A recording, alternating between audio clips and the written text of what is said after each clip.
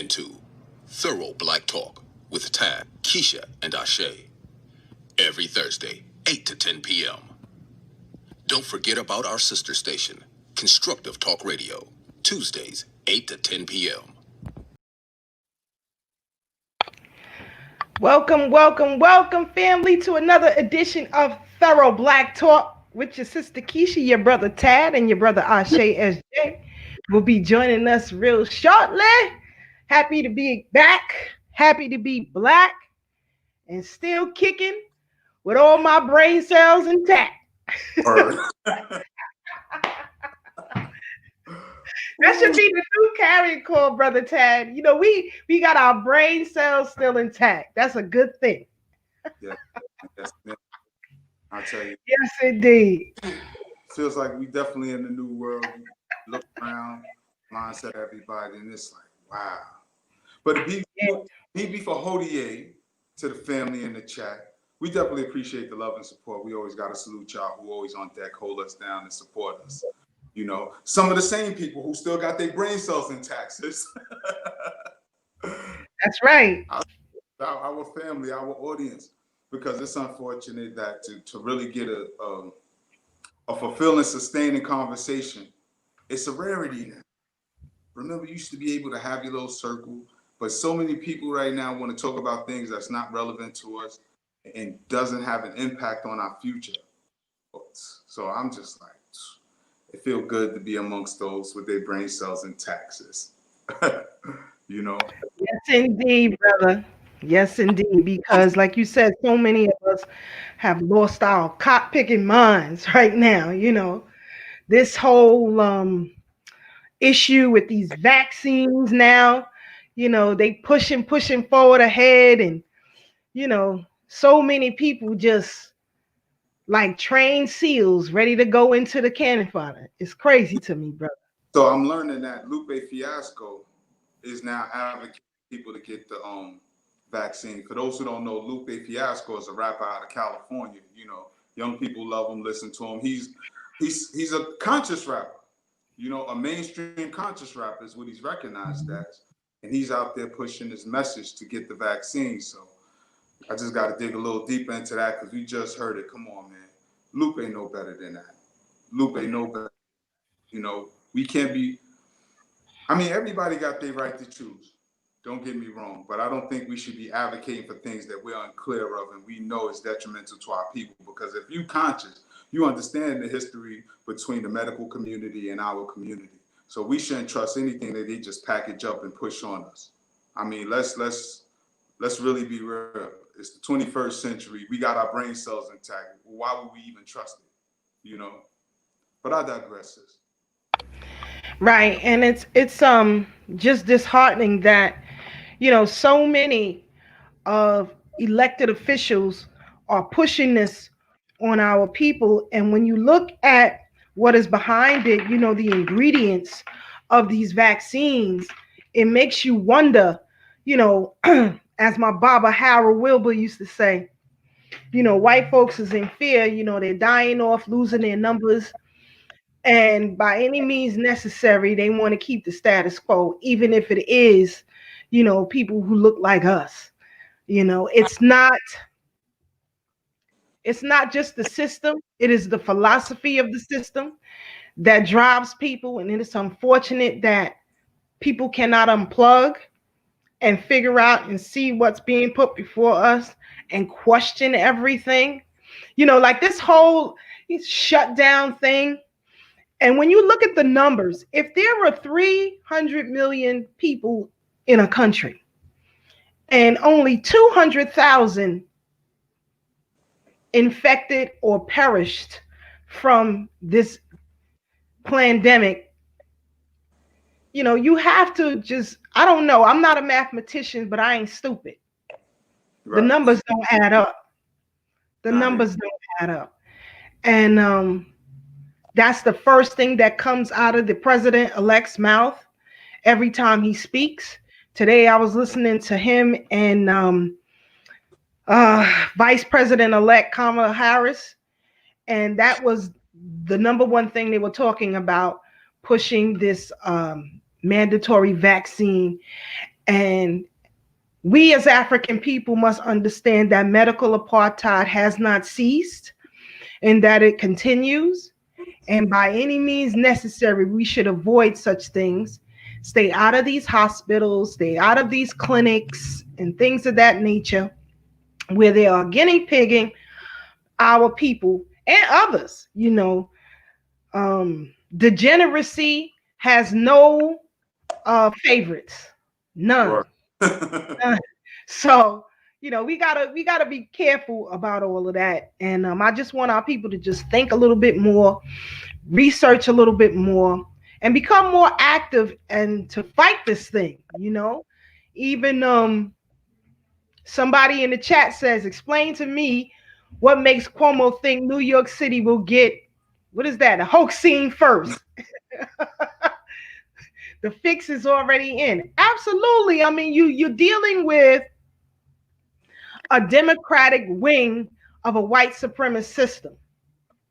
So it doesn't change because you have a Democrat in office. Cuomo has presidential aspirations. Yeah. So he's going to say whatever he has to say to appease the deep state and let them know, or should not say the deep state, to appease the Council on Foreign Relations, if you will, to let them know that he has fallen right in line and they can select him to be your next president in 2024, if possible. But I don't know. A lot of civil unrest has been happening across the country, in particular in the DMV area, most notably last weekend with various groups who were in support and those who oppose President Trump's seeking of, I don't know, fraud, if you will, voter fraud, to try to overturn this election outcome. But whether he understands or not, he isn't the power here. He isn't the power. He is an employee. And being an employee, they will move and shift you around and get rid of you just like any other job. And we'll see what happens with all of that. But I have to say to all of you who voted the Democratic slate, you too play a part in this push on this vaccine on the populace. You played a part in that because you elected these people to, I don't know, beseat Trump or upseat Trump.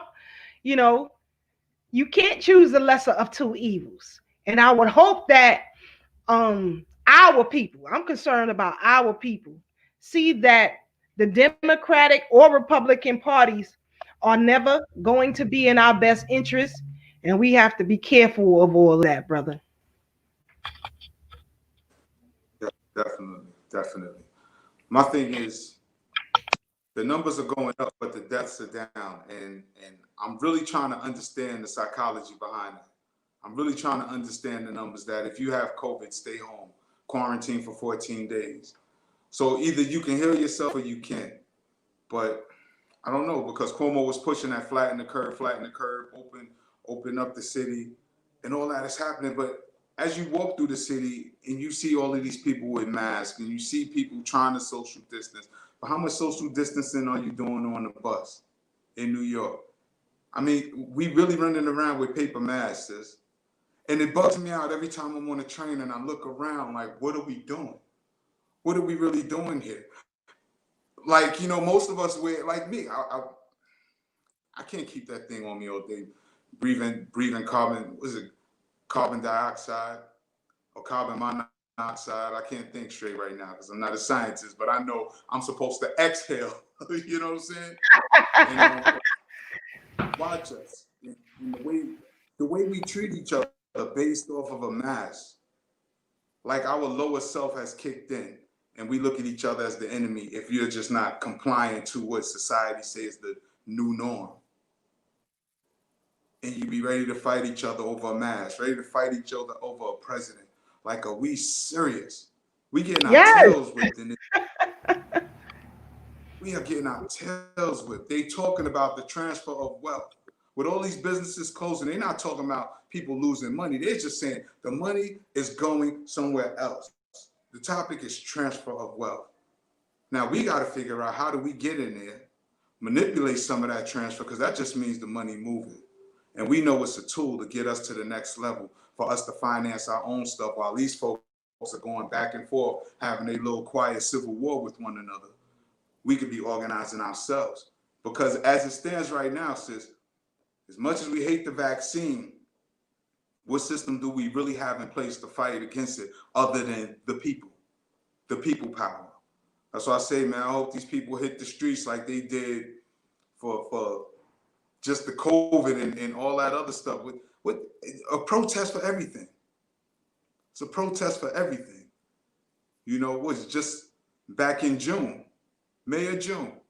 Once they said you could come outside a little bit, everybody protesting here, protesting there. You know, protest the death of our brother George Floyd.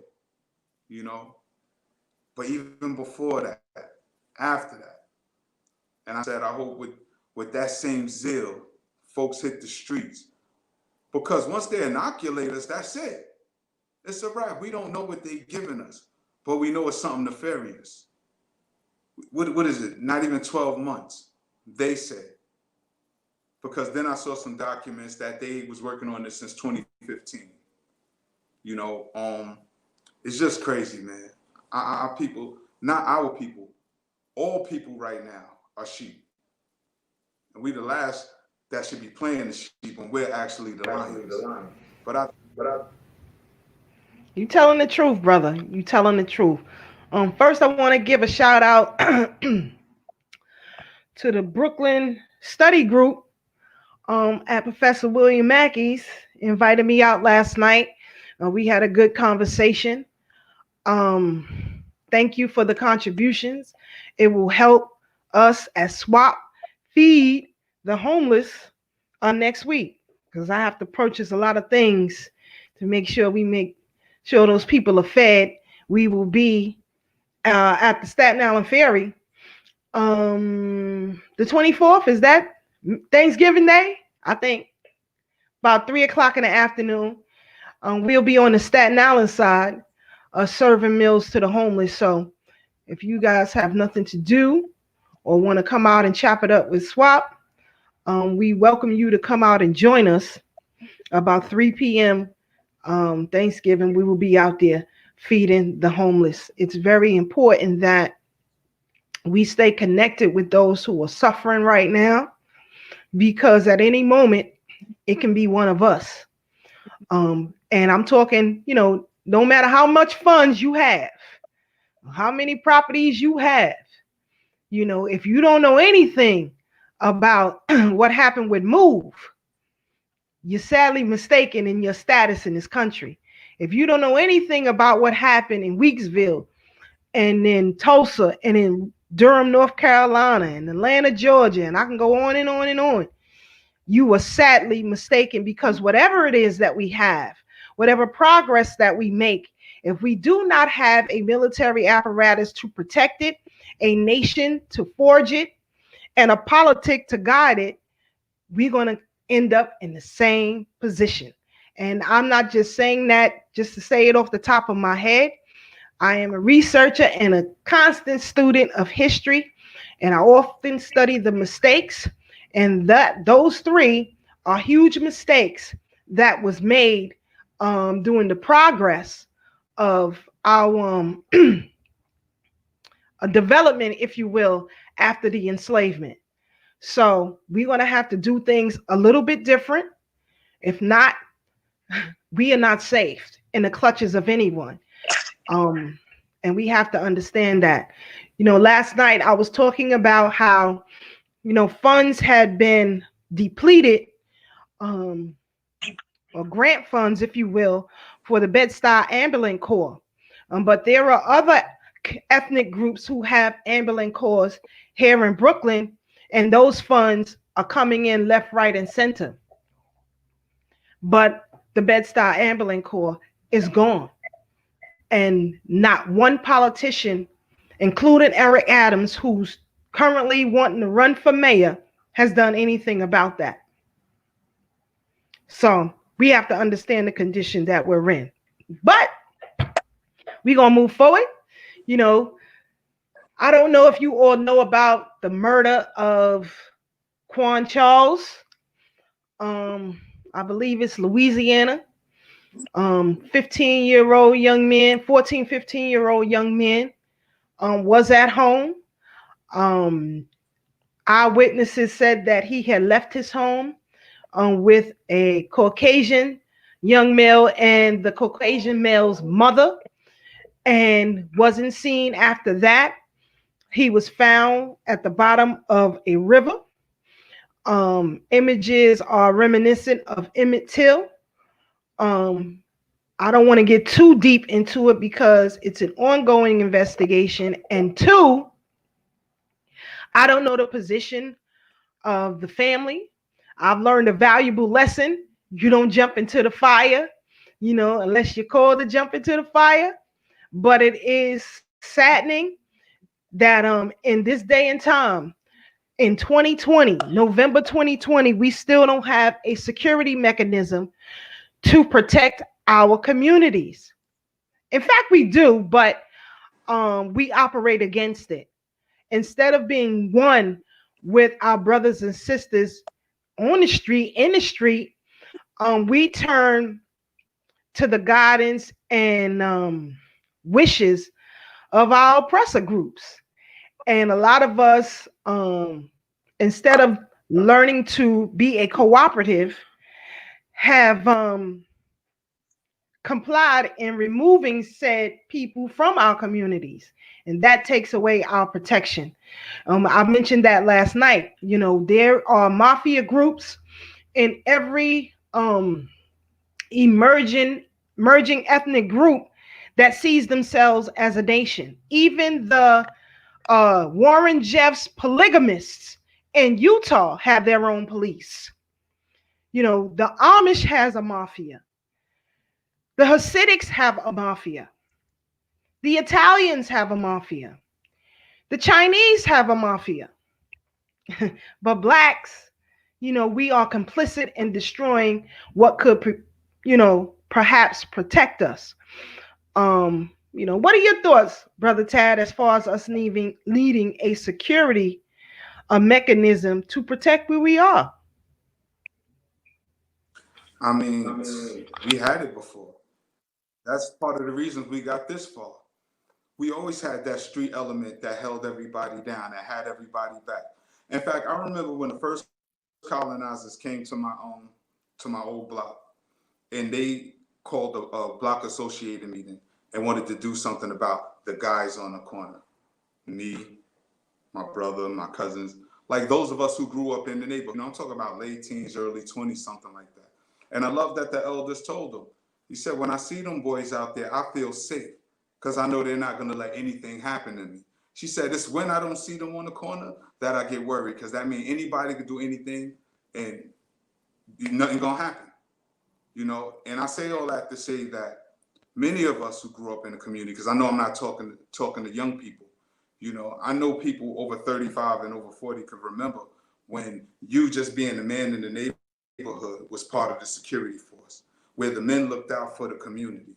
I think I talked about it before, about the old man, Mr. Nixon, lived across the street from me, Mr. Dave, all the men that lived on my block.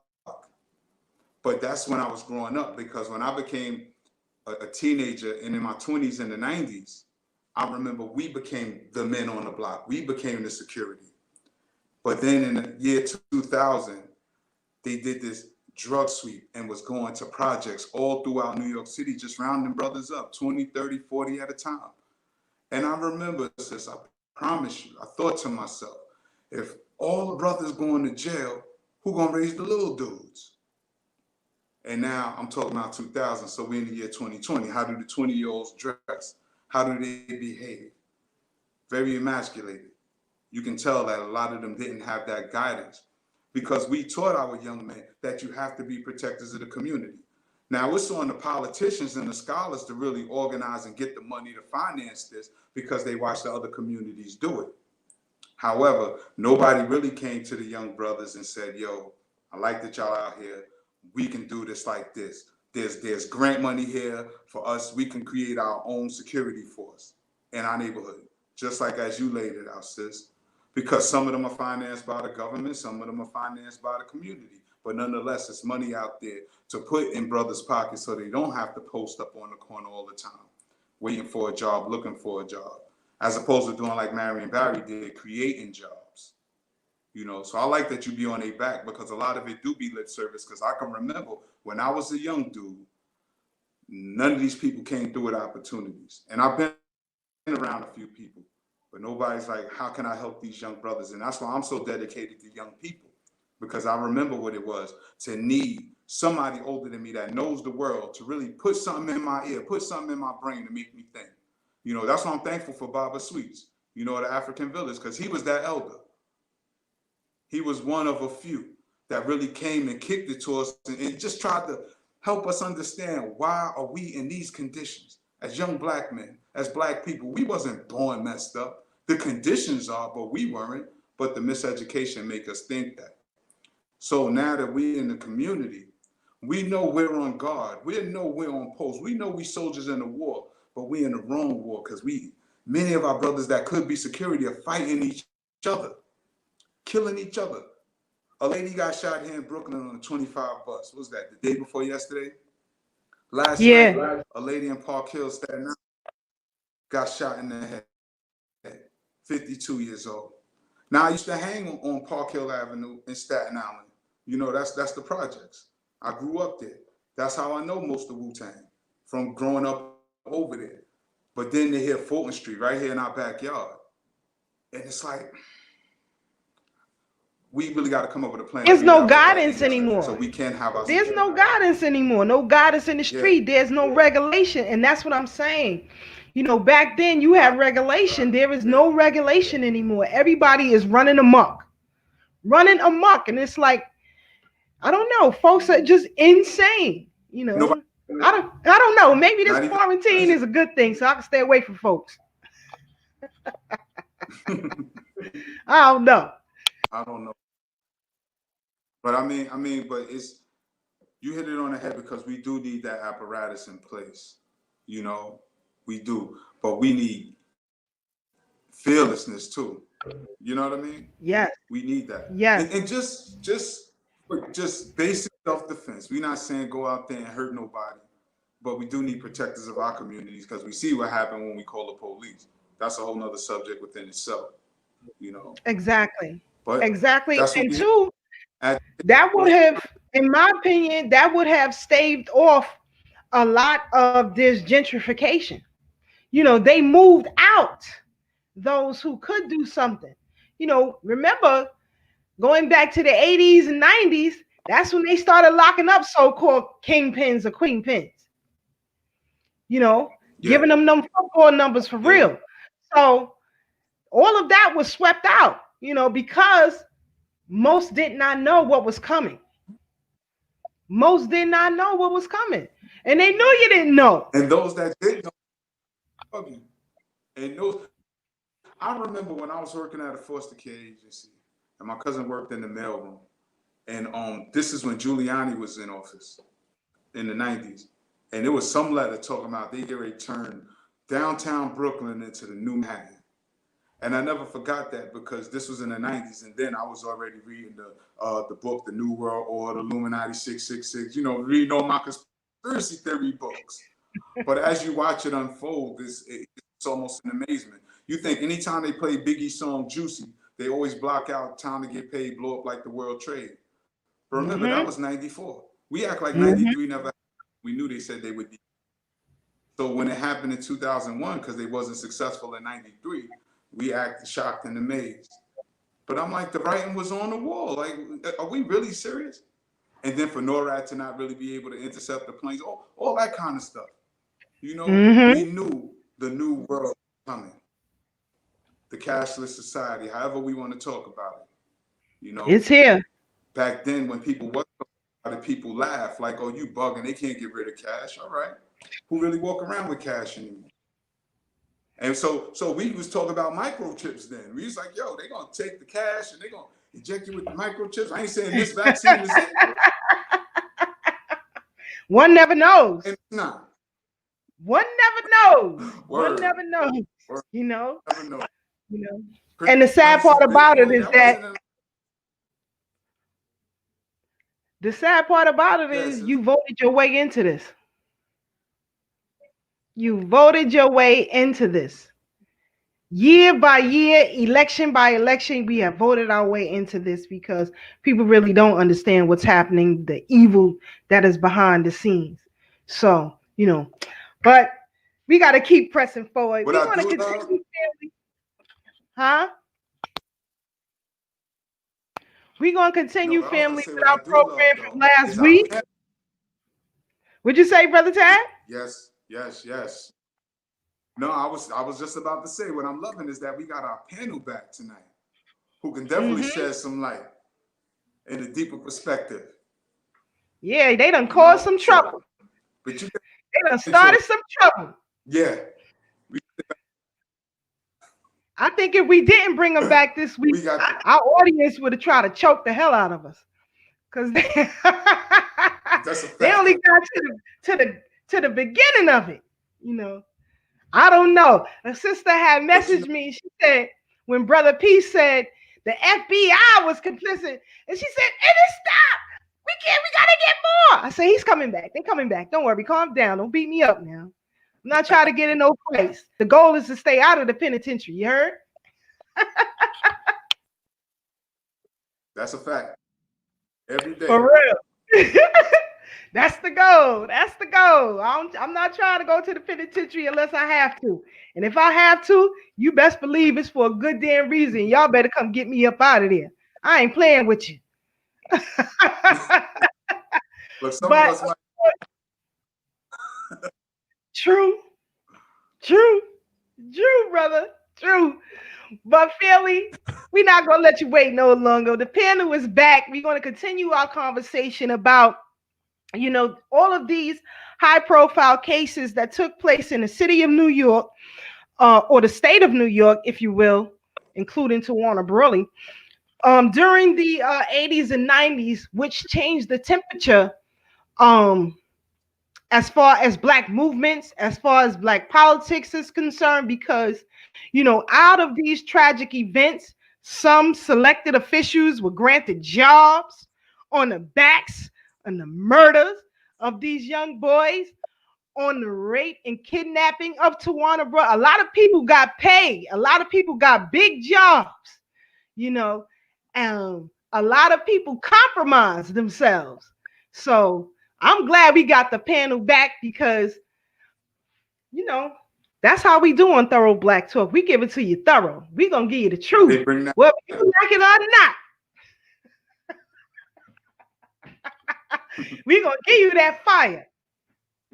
So since you ready to bring that in, because I say that again, brother. Every second they have.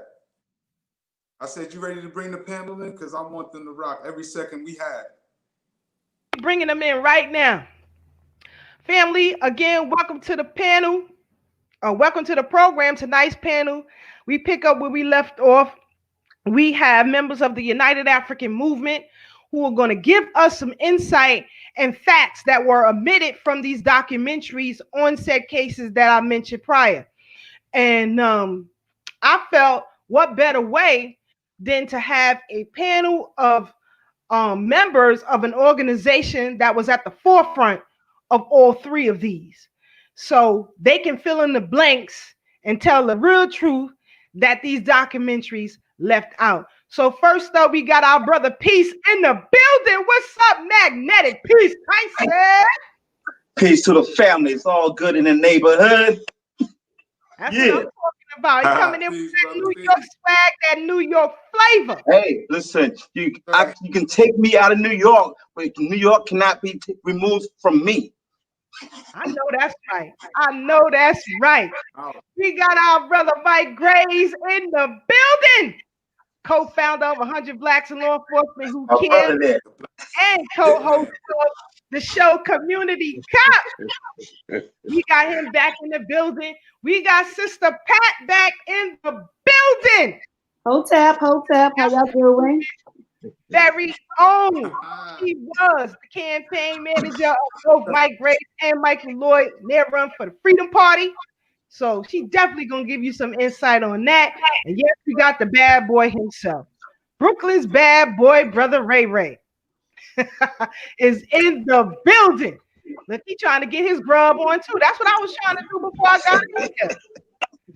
It's hard when you got 100 jobs, you know. You gotta eat, run on the food.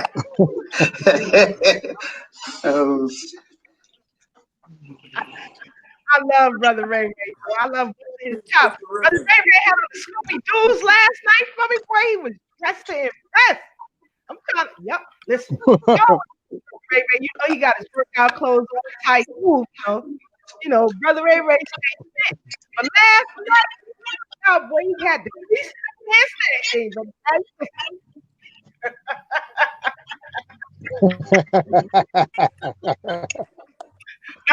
I got to bust his chops. You know, I gotta get you. You know, that's what we do over here. Of course, Sister Farnessa, shout out to you. You he loves you. History hits, man. When you start going like this, you start getting the shakes like a crackhead.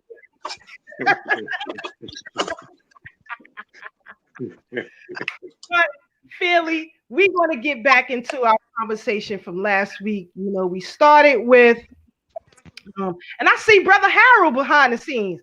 Shout out to Brother Harold Wilbur. You know, Brother Harold was in the scenes. I think like his device is always, but we're gonna bring Brother Harold up in here. I'm telling you, because he's gonna give you that work. So what I am gonna have to ask those of you who are on the panel, while you're not talking, if you will mute your mic. If you're listening to the program on another device, I'm going to need you to mute that device because it gives us a lot of feedback and we want our audience to hear everything that you guys have to discuss with us tonight. So, family, we left off with the case of Tawana Brawley. For those who don't know, she was kidnapped and raped in November of 1987. She was a 15-year-old high school student and cheerleader. She was actually a B student. And when she was found, it was reported, or it is reported, no, I'm going to say it is a fact, that she was kidnapped and raped by white powerful men in the Dutchess County area. And we're going to have our panel members discuss all of that. So before we do, I'm just going to play this short clip. It's about 4 minutes long. So if everybody can mute your mics while we do that, so we can get our family, up to par. That's what we do. We want to give y'all the whole truth. And we also have some interview clips from the attorney at War Automatics, H. Jr.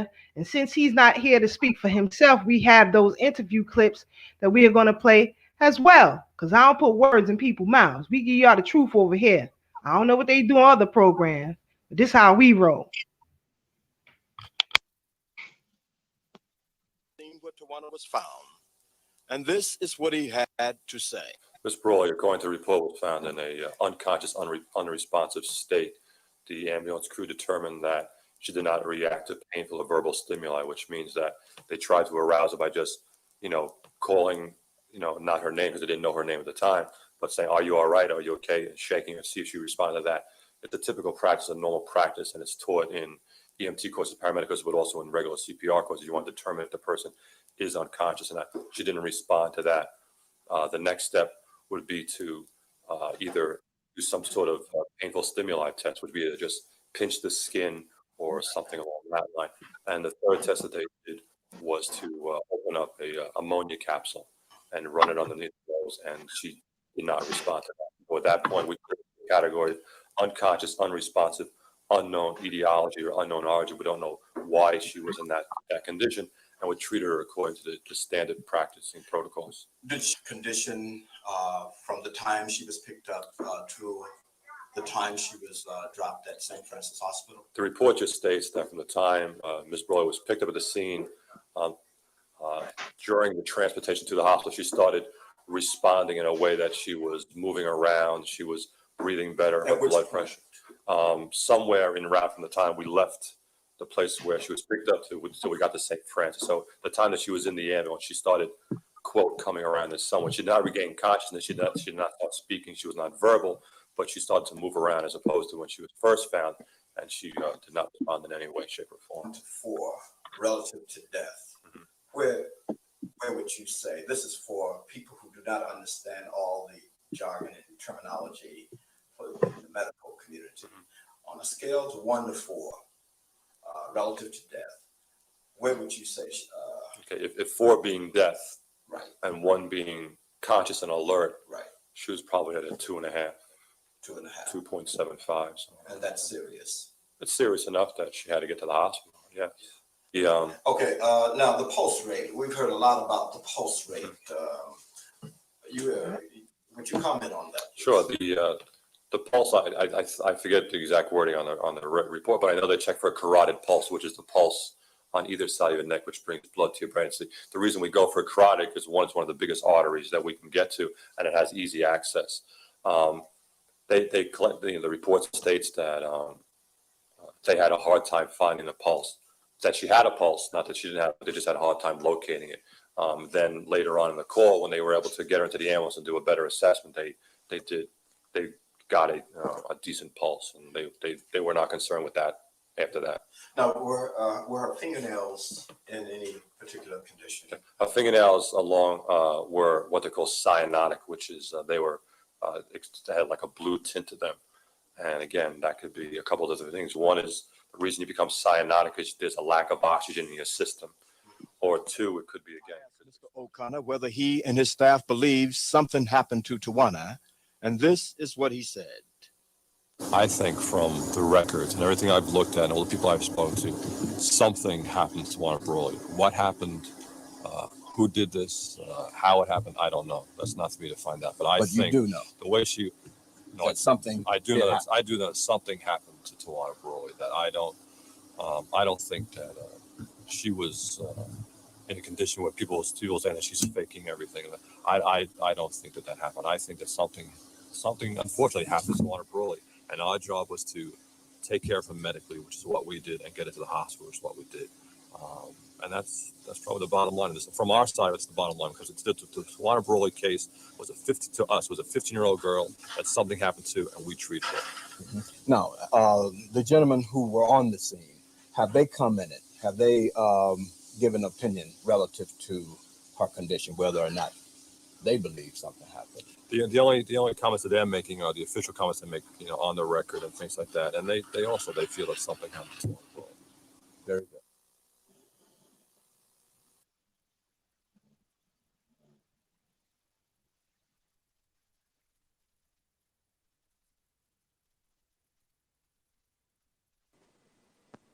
Okay, family. That was the follow-up to last week's video. We talked about where she was found, and now you hear an account that something did happen to her. First, I want to give a shout out and a special thanks to Minister Clemson Brown for recording all of this and putting it available to the public on YouTube. And if you follow Thorough Black Talk on YouTube, we will add the entire library to our library so that you all can have access to that. Brother Peace and Brother Ray, Sister Pat, we're gonna ask y'all, what was, the role of the United African Movement? How did the United African Movement, first of all, get involved in the Tawana Brawley case? You can all unmute yourselves.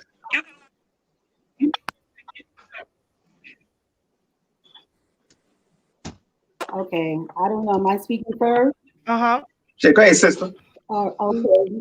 All right. From what I understand, that how we got involved in the case This is according to Attorney Alton Maddox.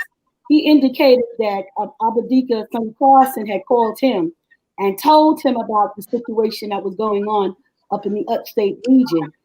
His reply to Sonny was, "Right now, Sonny, my hands are full with the caseload that I have."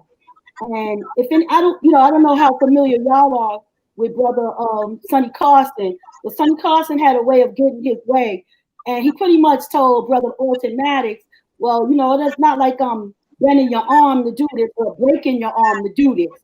More like how Sonny would come across." But he put it to him in such a way where Alton had to pretty much say, "Yeah, okay, Sonny, let me go and check and see what's going on." And he himself did a little preliminary investigation, and then he established whatever he was able to establish, and then he took on that case. Now that's according to Alton Maddox telling the story. That's how he got involved in this case with Tawana Brawley. Mm-hmm. And now, when Brother Maddox and the United African Movement show up in Dutchess County, what was the atmosphere like when you all showed up and said that you were going to represent this young woman? Was there a lot of pushback out there in Dutchess County when y'all showed up? Are you still speaking to me? Am I still answering? I just want to make sure. Mm-hmm. Well, put it this way. On December 12th, there was a big rally up there. And matter of fact, that's how December 12th got their name. I was about to say that. Go ahead. I want you to know that. That's how they actually got their name. Because it was a collective of different people who went up to the rally in Newburgh. That's where the actual rally was at. I want you to know that. And that's where this whole thing took place. And it was out of there that, like I said, Alton Maddox and Reverend Al Sharpton and them being in the front, they were able to obtain information that was not readily available to us, in the crowd. But as Alton, the leader on the legal team, once he took the position that he took, he fed us within his own crew. There's something happened to this girl, and I found out that some of the people who were involved were state people.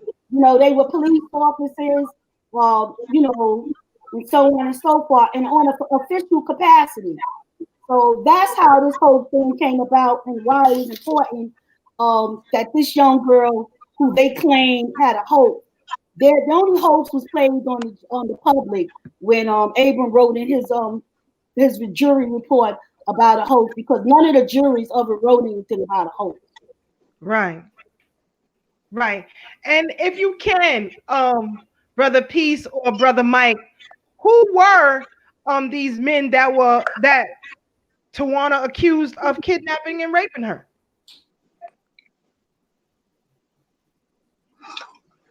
Brother Peace or Brother Mike?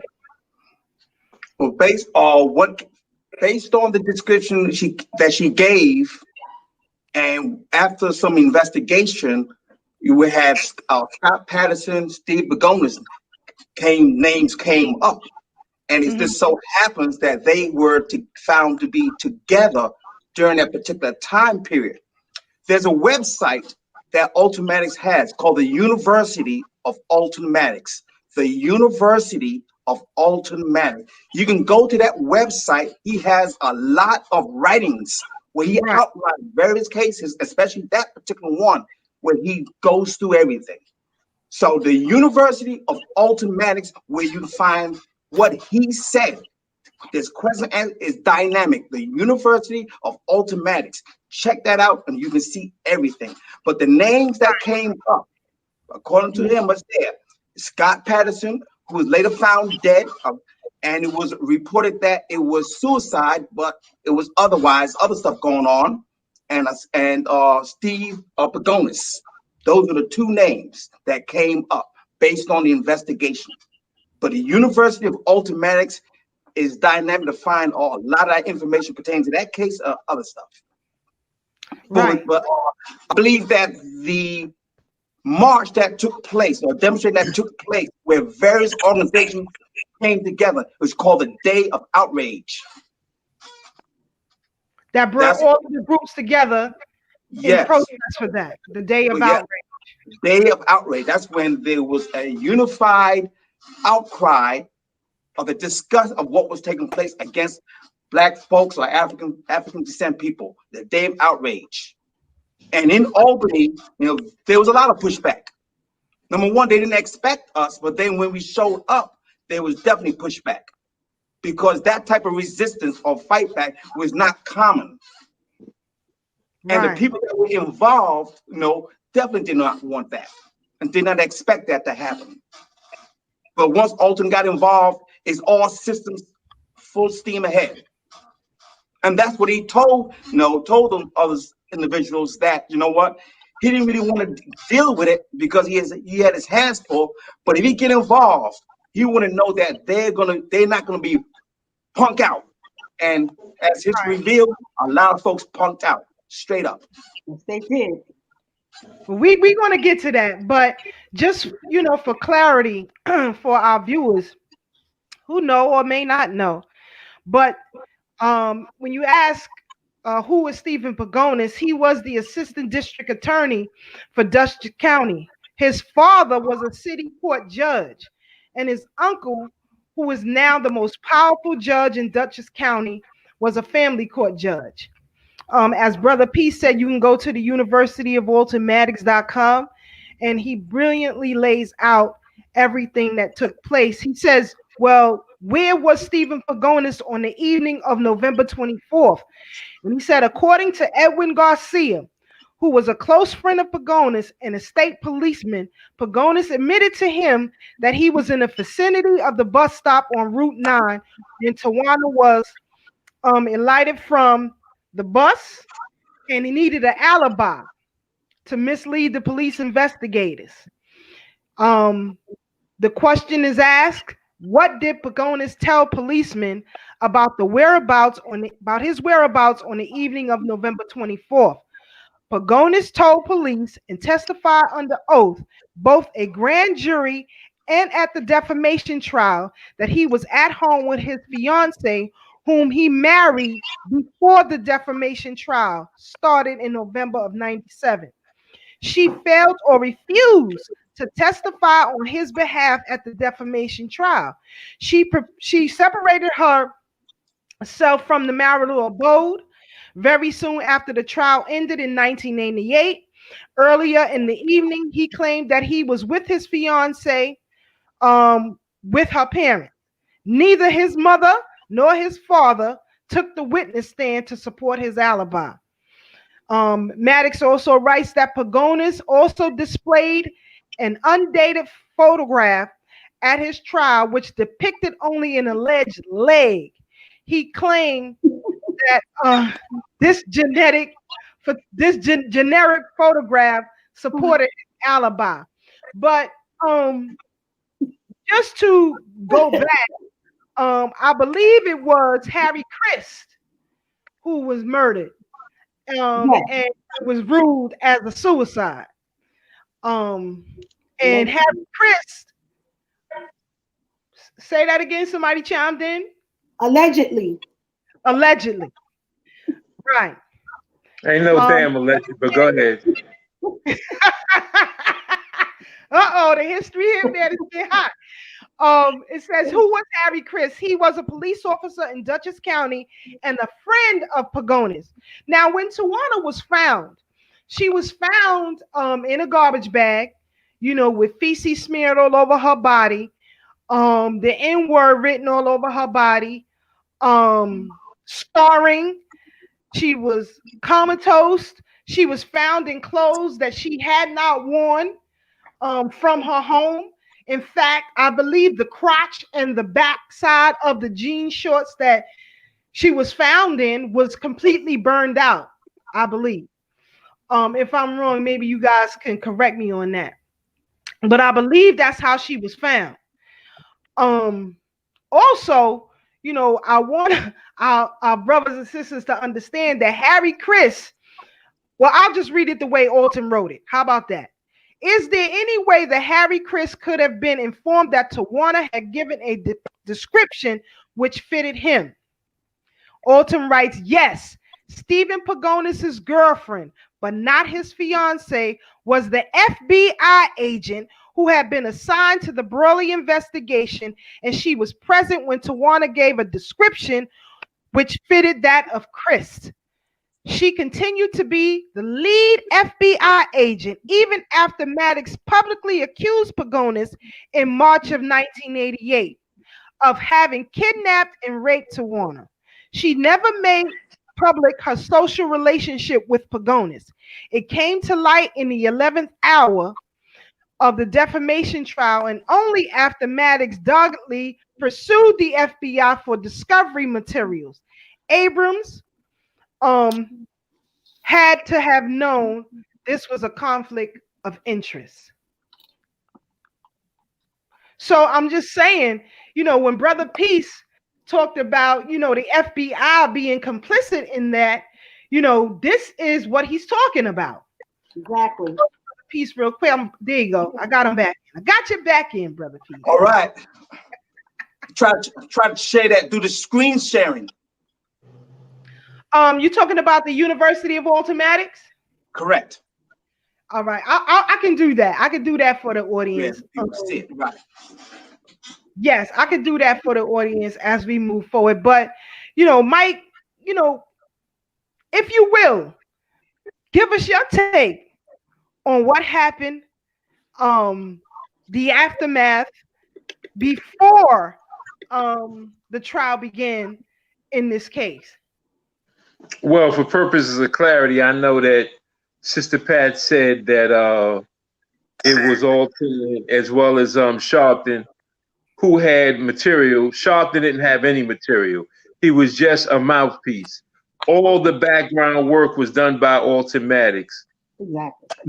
When Sonny had brought this to Alton, and Alton was basically saying he was indecisive because he had so many pro bono cases, I don't think it'll be wrong for me to reveal that Alton went up there anyway and did a background. Alton is African and half bloodhound. He cannot know that a 15-year-old girl was raped and say no to it. So that Sonny already knew that Alton, just to press him a little bit, he gonna get involved one way or the other. Yeah. Alton went up there unbeknownst to most people and did a background and had all the names of the guilty people in no time.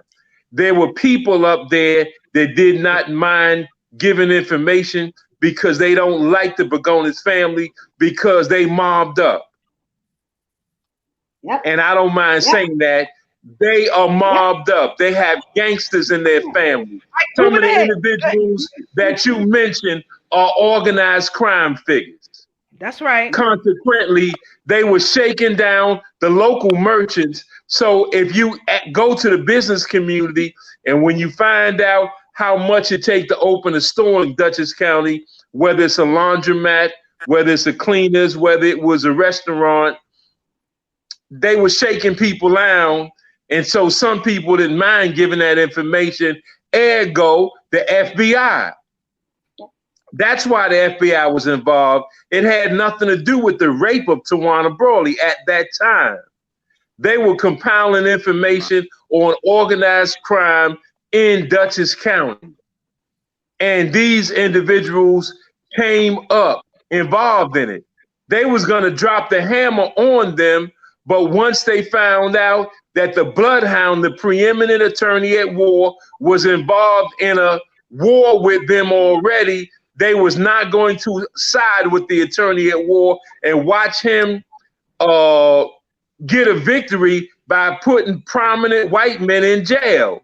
So they made a decision to overlook the criminal activity and to thwart the activity of Alton Maddox and the Tawana Brawley team, which was C. Vernon Mason and spokesperson Alfred Sharpton, who was just speaking. He did no investigation. had no information or nothing. It's just that Alton was doing so much work in the background that he gave Sharpton the areas to talk about. And when he violated those areas, that's why the defamation trial came up later. But that's something later.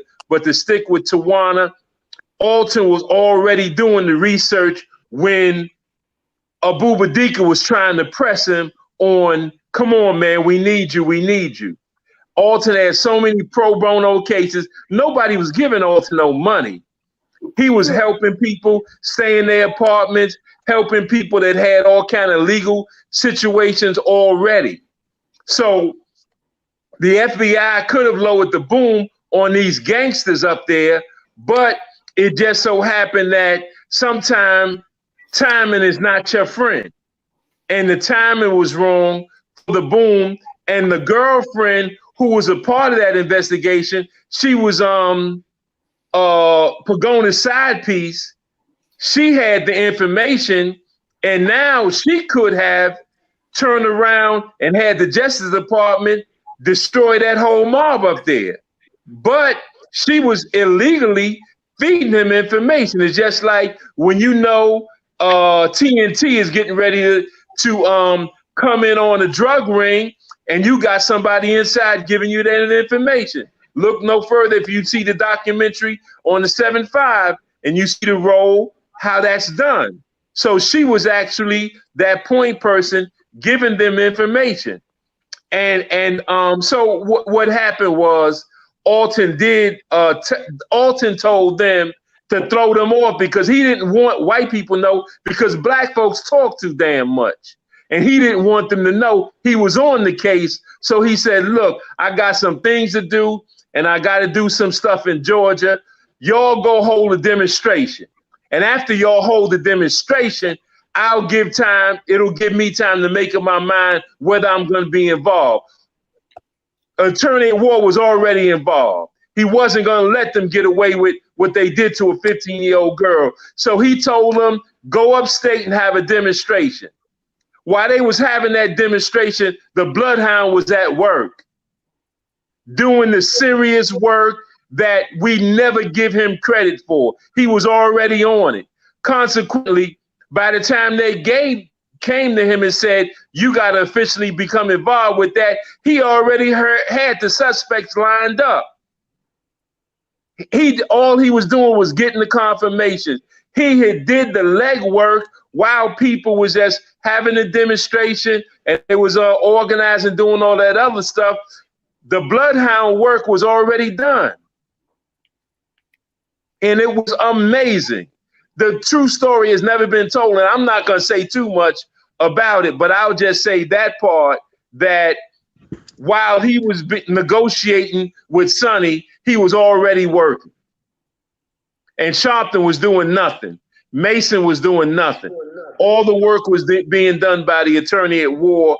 Consequently, the Justice Department, who was very well aware of Alton Maddox's history in a courtroom, they was involved the same way they was involved in destroying Jack Johnson, a boxer. They was very much concerned about a black attorney that was shaking up courts all over the country, and they had all these black people looking at it.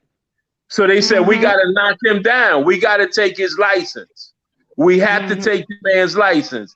But they said, you know what? We're going to try to talk to him first. They tried to talk to him. And once they found out that Alton said there's no reversing this motor, I only go forward, I don't go backward.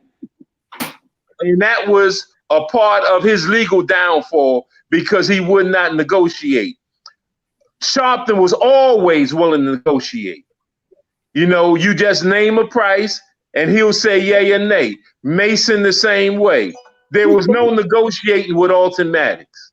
And I think we all know that. So consequently, it was going to be a problem. It was a problem later on down the road, but I won't get in front of your line of questioning. But to answer your question, he was already involved and was already doing the groundwork that needed to be done, that normally lawyers pay somebody to do. Alton Maddox was already doing that himself. Right. And So everybody has a clear understanding of that. We're going to play a quick clip of Automatics being interviewed by Minister Clemson Brown, so you can get from the horse's mouth what was really going on. So for the panel, if you could just mute your mics real quick, we're going to play this video and let the people hear for themselves. That's what we do here. The real facts. They didn't know what this case was about. If they had known what this case was about after hearing 8 months of testimony, people would have been outraged. I mean, they would have been marching on Poughkeepsie because of the jury's total disregard for the evidence that came out, which was so overwhelming. I mean, that it was embarrassing. I mean, this case was such, they should have never even got to trial in the first place. And even if it got to trial, it should have been left out of court. All right, but nobody knew about that. Nobody knew all about the evidence that came out that implicated Mr. Pagonis more than one way in terms of this case. Nobody knew that. So the real problem here is for us to make a real critical analysis of the conditions of our community and to deal the kind of infrastructure that will allow us to survive. Just in closing out on this subject, what role, we're talking about that media, what role did the media play in terms of covering up, distorting the truth, and making it so nobody really knew what was going on? Yeah, well, you see, first of all, the media was operating in collaboration with government. You know, the other thing people don't know, the FBI was here. Stephen Pagonis wasn't fighting this case by himself. The New York State Attorney General's office was here. They were covering up evidence. A lot of evidence that was critical to this case has never been disclosed. Statements that Stephen Pagonis made early on in the Tawana Brawley matter, which subsequently contradicts other statements, have never been told to this jury or to the general public. Statements that would obviously have incriminated him are still being suppressed. So the media responsibility and job was to work along with FBI agents, work along with the New York State Attorney General's office, work along with other law enforcement officials to give the public a false notion of what really occurred. And the danger of all of this is that for those of us who was here, it began to raise our consciousness as to how easy we could all be manipulated if we are not right there on the scene on any given issue. And secondly, that we must begin to think before we speak. We must have the information in toto before we render a judgment. I guess most people would think, for what reason would you get the media, the state, the government, all involved in a cover-up of a young 15-year-old girl that was raped and abducted? It's hard for our people to believe that they could live in America, so-called democratic system, and as you have put out, believe that. Well, it's easy. First of all, Malcolm X was assassinated. He was a black leader, strong. He was assassinated. Dr. Martin Luther King was assassinated. He was a black leader, strong. You had Meredith down in, Medgar Evers, I'm sorry, down in Mississippi. He was assassinated. I mean, you have a whole score of people who have been assassinated because they have dared to speak the truth. So first of all, we start with that proposition. It's hard for people to believe that you can be assassinated in America because you stand up for truth and justice. I don't think so.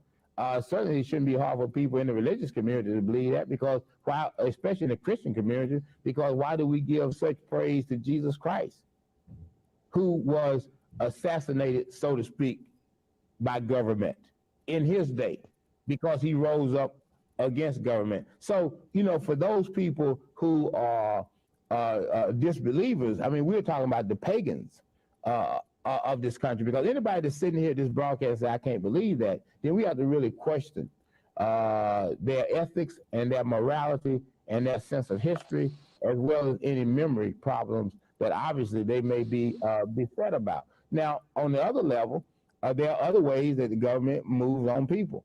Rather than assassinate, create a martyr, they discredit people. You had Maddox, Mason, and Sharpton in the forefront of so many controversial matters in the state of New York, Howard Beach, Bensonhurst, and et cetera. So you discredit.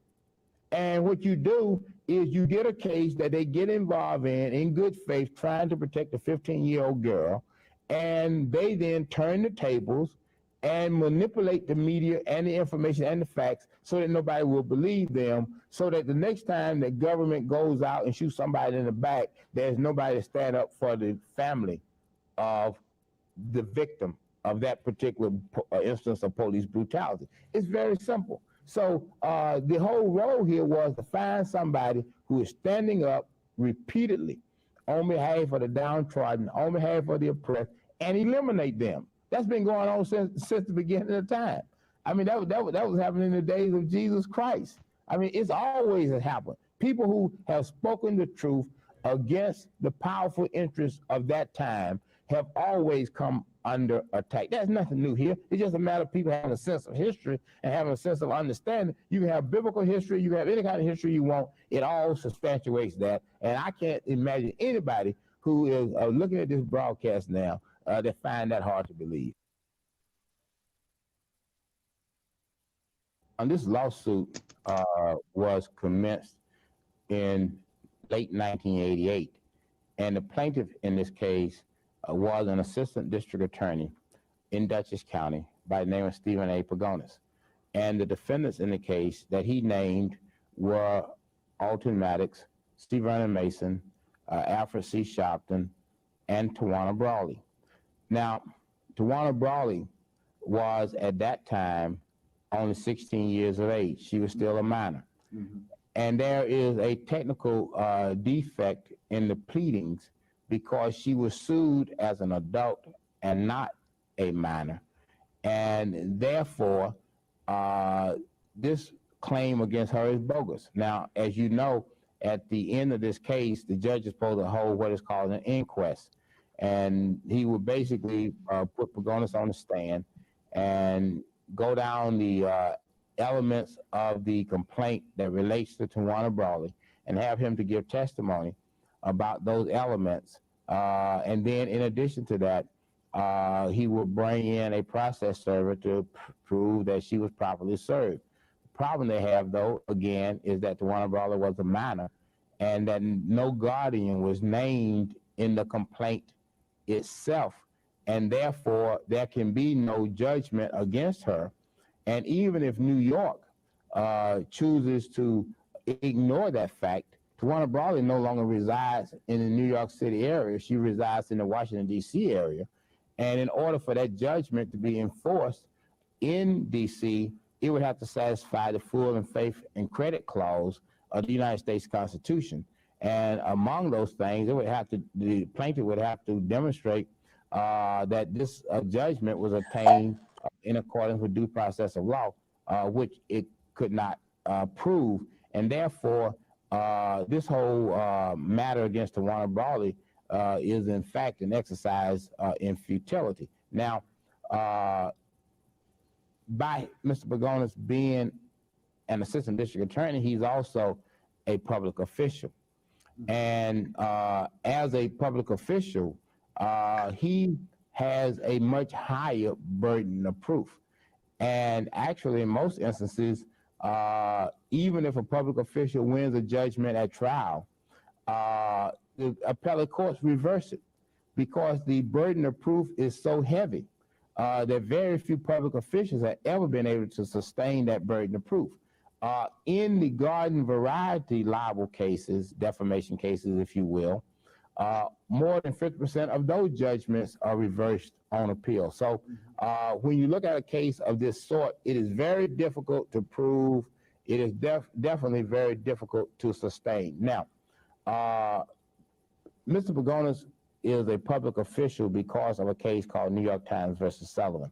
And this is one of those cases that certainly should be in the background of history of Africans in America, because it goes back to the early 60s.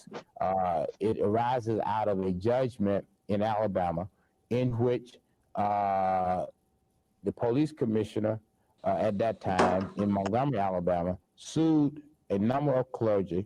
Most prominently mentioned were obviously Dr. King, and also sued the New York Times for transmitting the statements that Dr. King made.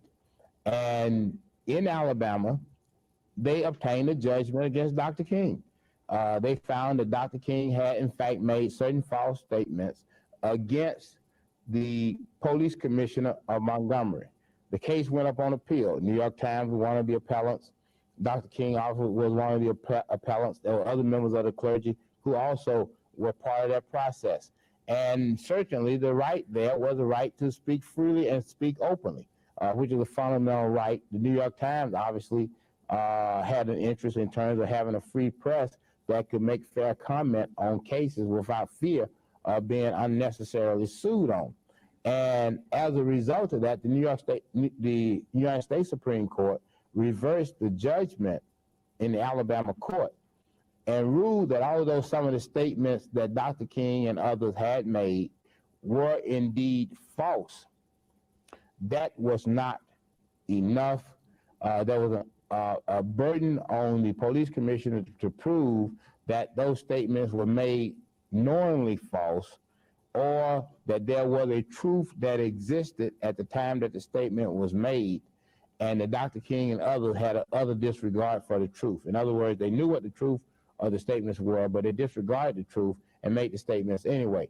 Now, that's a backdrop against which this case has been initiated in terms of the burden of proof that Stephen Pagonis has to sustain.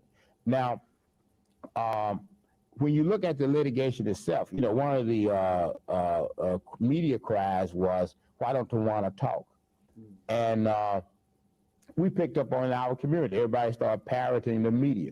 Why don't Tawana talk? People had no idea why they were saying that, not knowing that a defamation action has different interests than a rape prosecution. And as I think I indicated much earlier in this interview, the fact of the matter is that we were dealing with statements that Tawana could not have helped us on.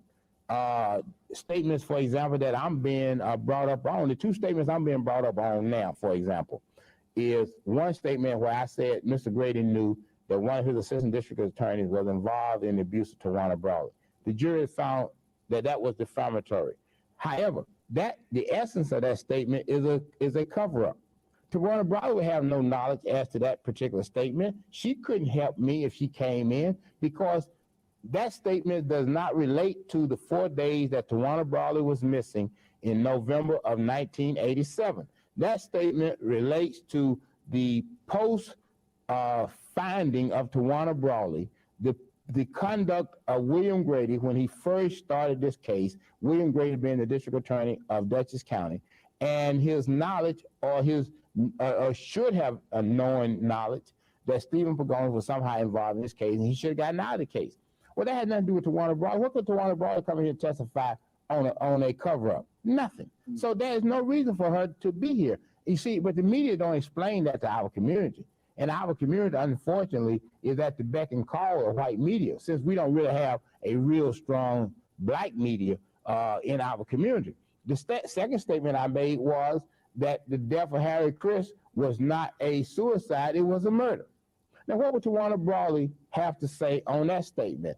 Absolutely nothing. She couldn't help me at all. So, you know, for those people who say, well, Tawana has let him down, Tawana hasn't let me down because Tawana wasn't relevant to those statements. We're not talking about the conduct of Stephen Pagonis. We're talking about the statements of Alton Maddox. The conduct of Stephen Pagonis is a relevant issue in a rape prosecution. In that kind of prosecution, Tawana would come in and say, Stephen Pagonis did it. That would be relevant. In a defamation action, you're dealing with the statements of Alton Maddox, many of those statements that have nothing to do with Tawana Brawley at all.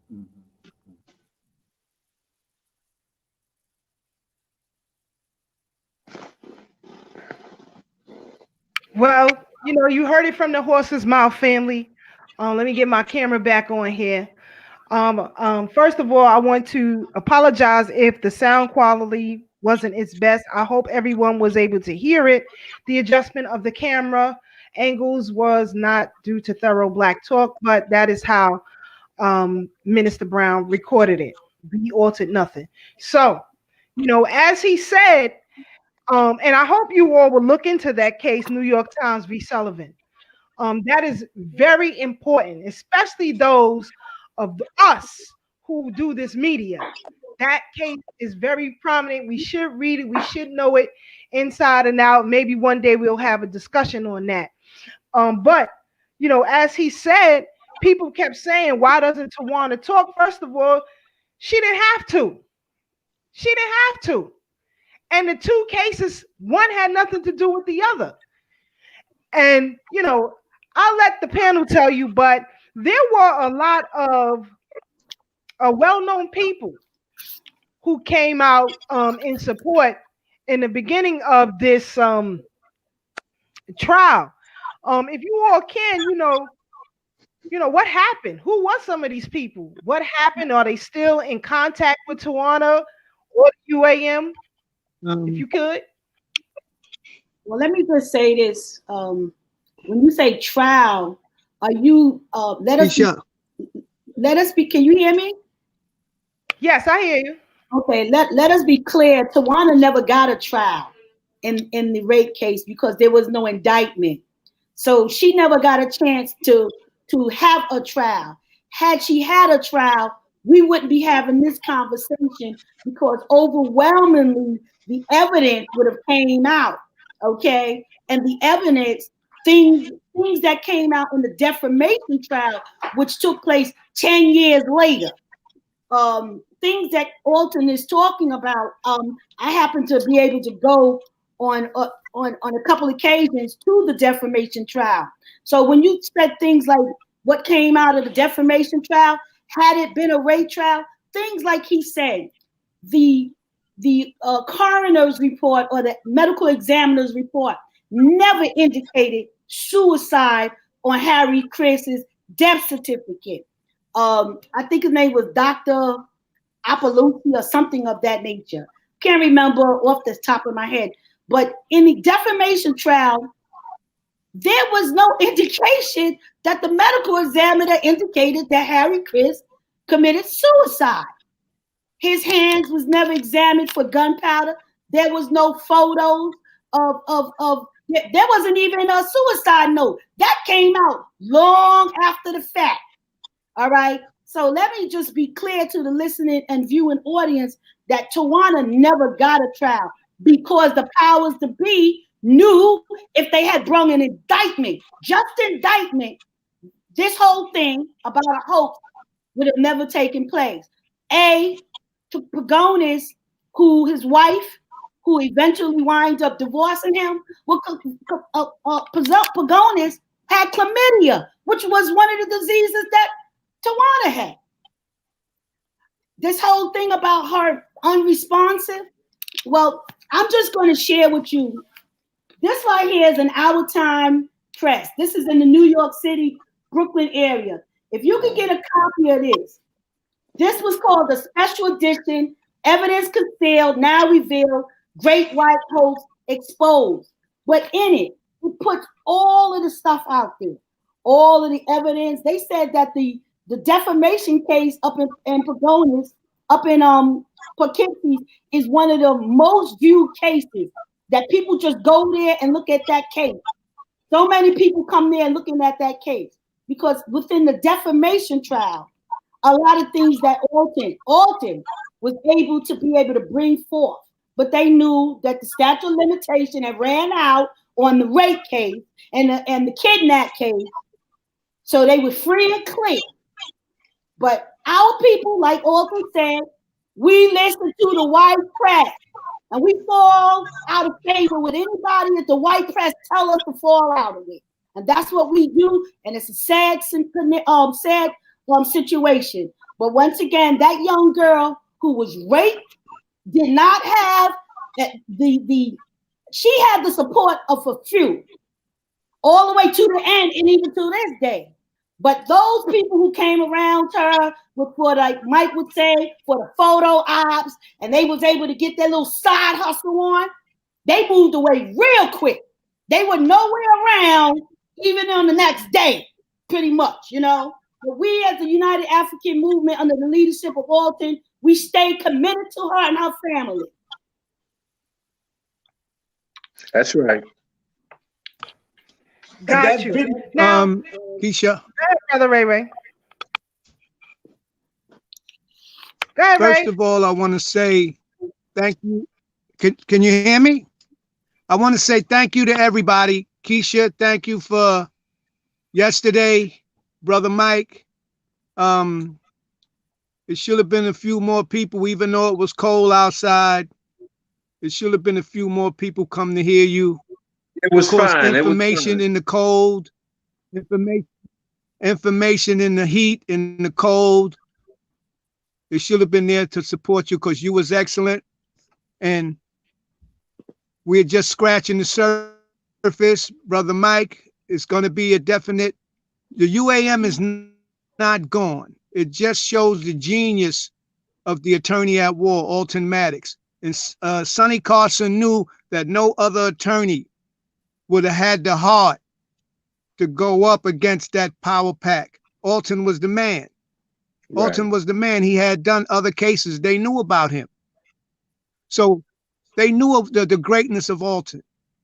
They knew him. He was in the United African Movement back in the 80s was one of the most devastating organizations out.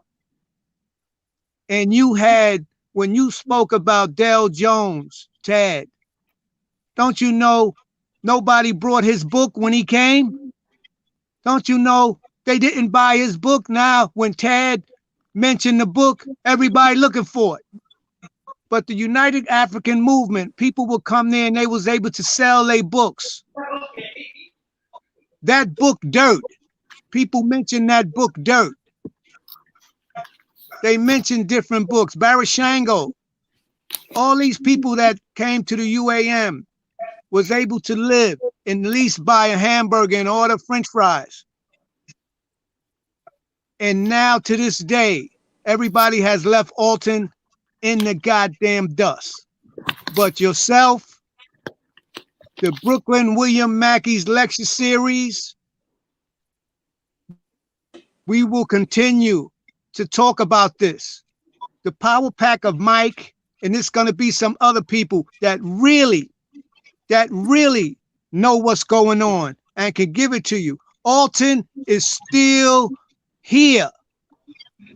And we must keep it up, and we must talk about all them people that left Alton in the dust and didn't want to be next to him. He can't even get on the radio, but he's still going strong.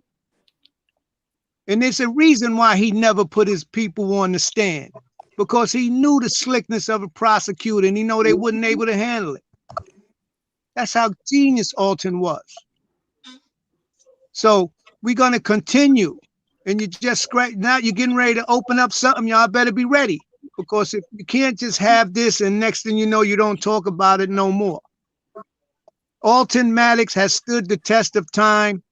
All the other flunky organizations, that's why Dr. Lewis always say, once you take the money, Alton didn't take the money. And Mike said he could have took the money. And he chose not to, like Malcolm X chose not to, like Dr. Ben chose not to, like Van Sertima chose not to. All them people chose not to take the money. When you take the money, you know what you got to do. Tawana Brawley has suffered. Tawana Brawley has suffered, and we will not let anybody bring her stuff up to try to do some nonsense. Because you got to remember, that is the next this is the black exploitation of the 21st century.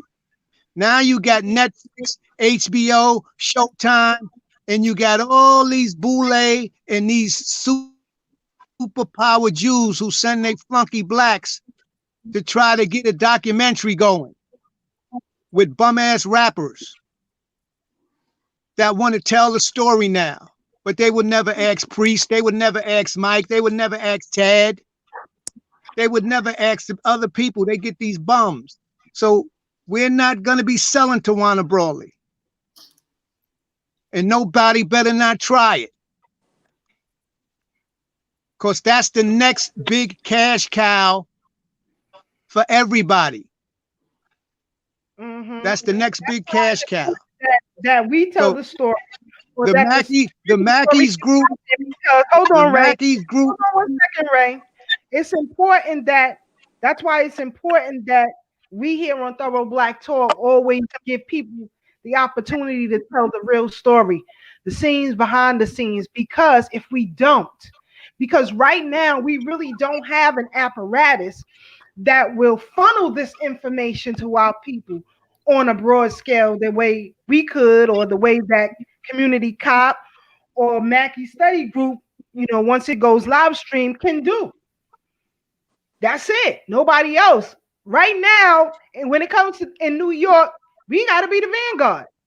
We got to be the vanguard. And when I saw those documentaries on those other cases, it just really rubbed me the wrong way. And I said, we got to get a more in-depth explanation as to what has been happening, in particular now that these documentaries are released. And as you said, they can't wait to do something on this and to turn the story, because there was a lot of media, as Sister Pat said, that was right there out front automatically against the kidnapping and rape of a 15-year-old girl in Dutchess County, which was the wealthiest county in this country.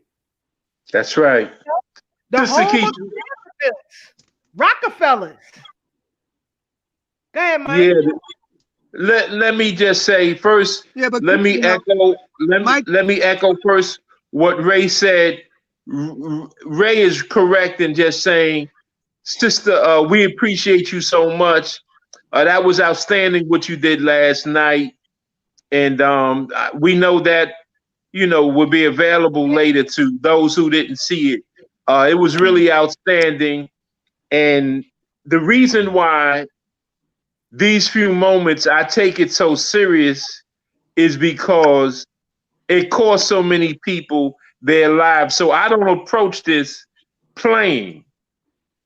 I'm as serious can be right now, because I felt Tawana's pain. I know Alton's pain. I know Ralph's pain. I know the mother's pain, Juanita, the aunt, all of them, all suffered. I have an idea of what it is for the state apparatus to go against you. I can't say that I know that part, but I kind of feel, I can imagine what it is to have a state attorney general going after you at the behest of the governor, to go after you, to have the FBI turn its guns from the real criminals and turn them on you, to have a media hounding you and your family. And Alton got to protect a 15-year-old girl from saying the wrong thing. They didn't have to tell her what to say with respect to what happened to her. She was forthcoming with Brother Alton and shared that with him, what really happened. So she was on the money on that.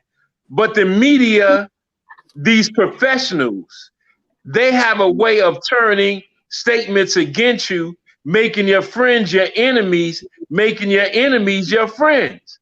And unfortunately, you had Bill Cosby, who I'm sure at that time meant well.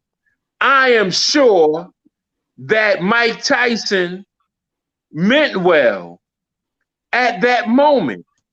I'm sure that Don King meant well at that moment.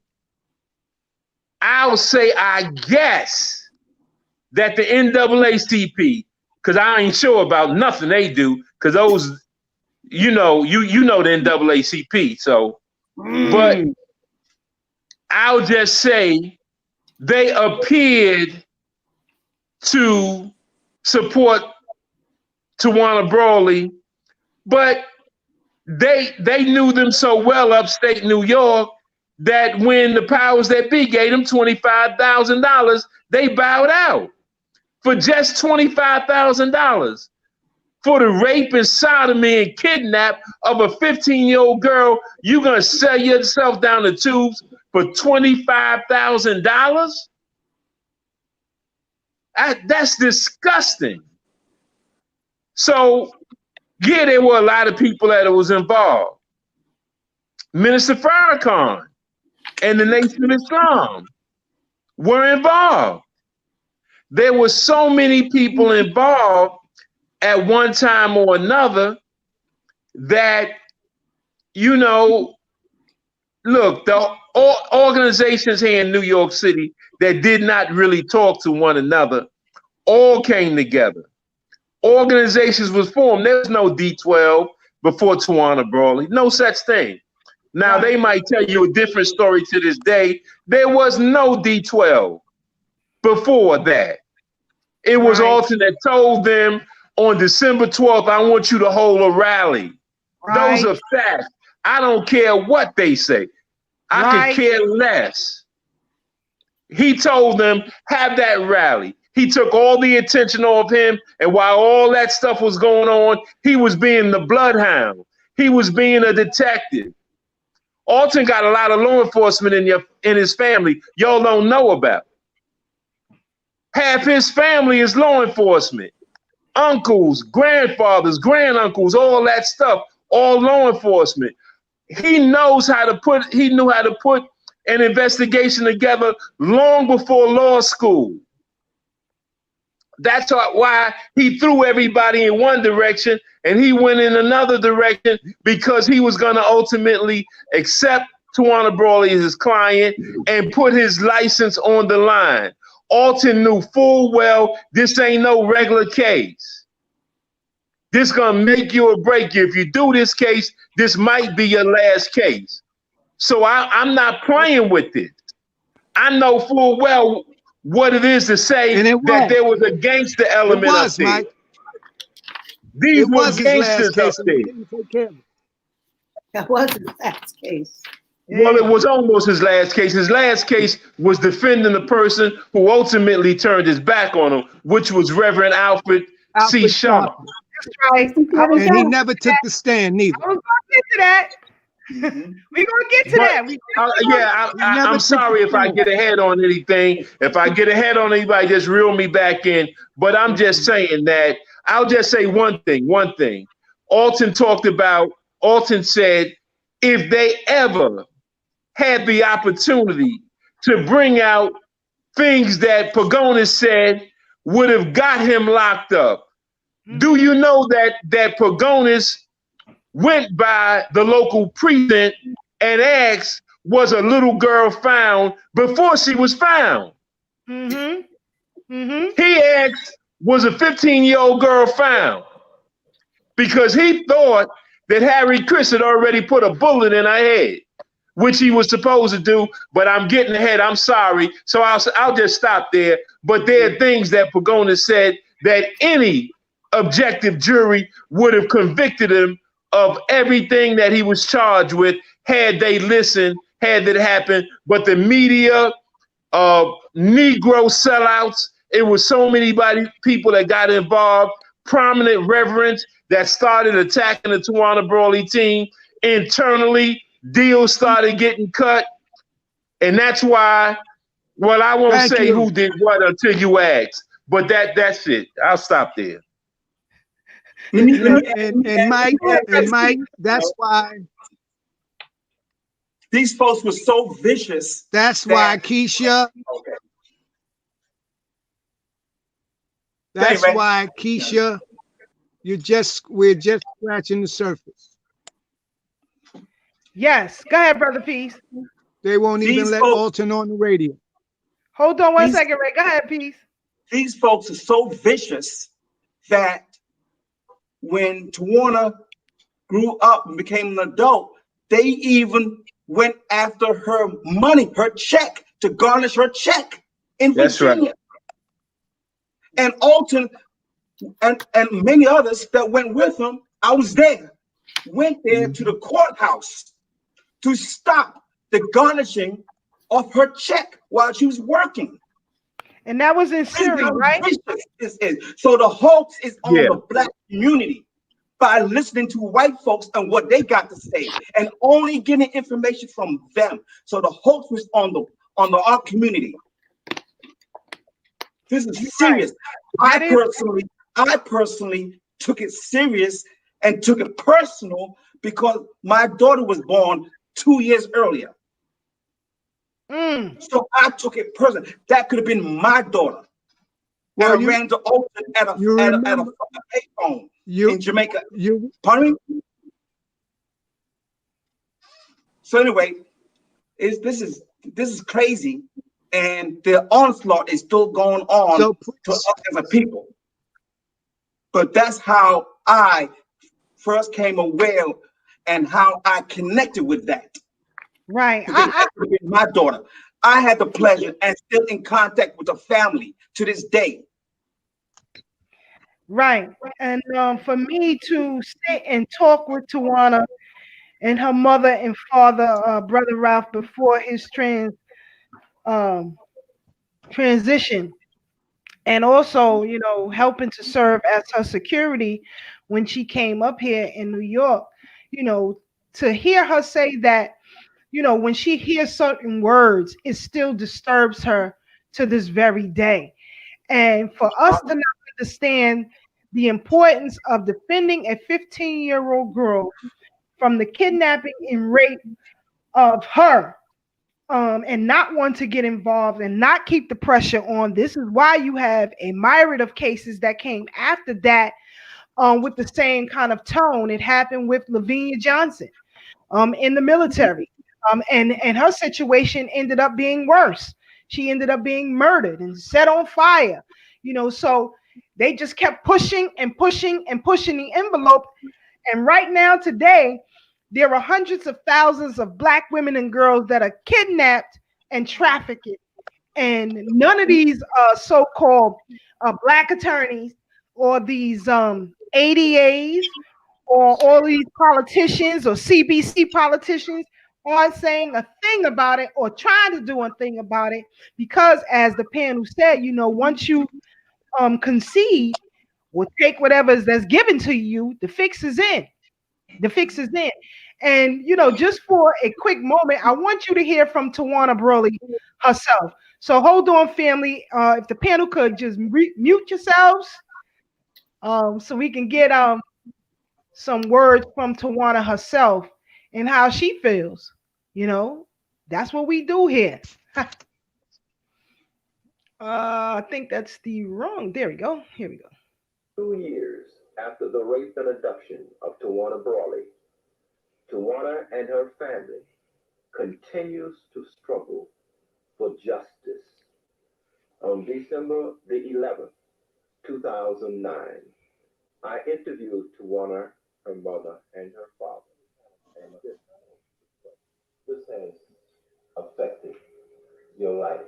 And I want to ask both of you this, because as a family, what happened to Tawana happened.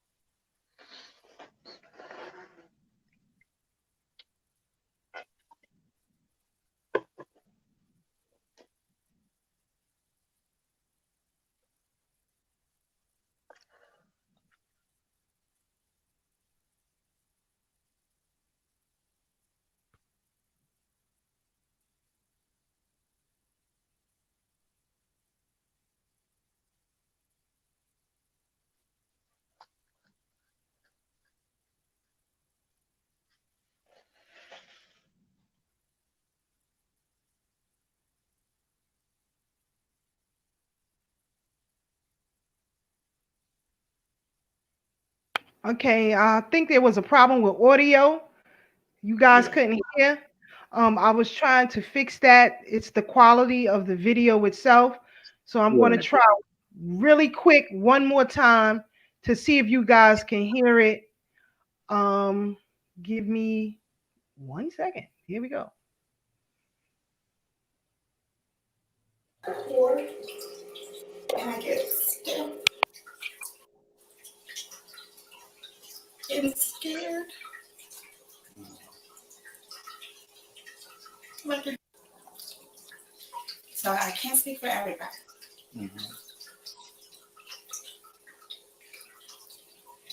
But even though it was like over 20 years ago, every time the word is mentioned or my whole name is mentioned, it shakes me to my core and I get stiff and scared.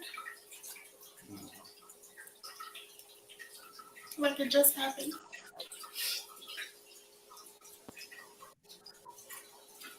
And I know a lot of people won't understand that.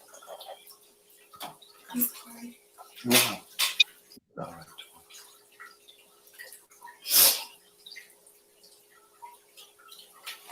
They don't understand. There was something that horrific happens to you, and even though you're physically fine and you can walk around from day to day, you hear the word on television or just anything. The soap operas we watch, just anything. It makes me afraid. And I'm just a regular person. I'm not an extraordinary person. Just a regular person. I think I'm a good person. I try to do the right thing.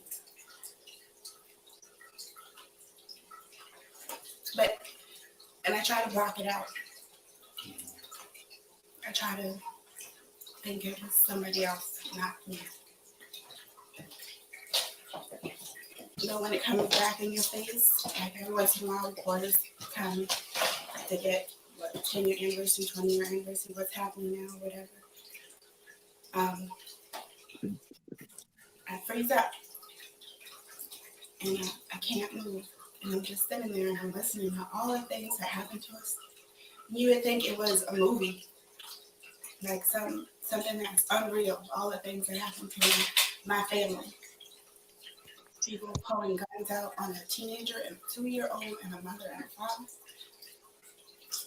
Not being able to go to school.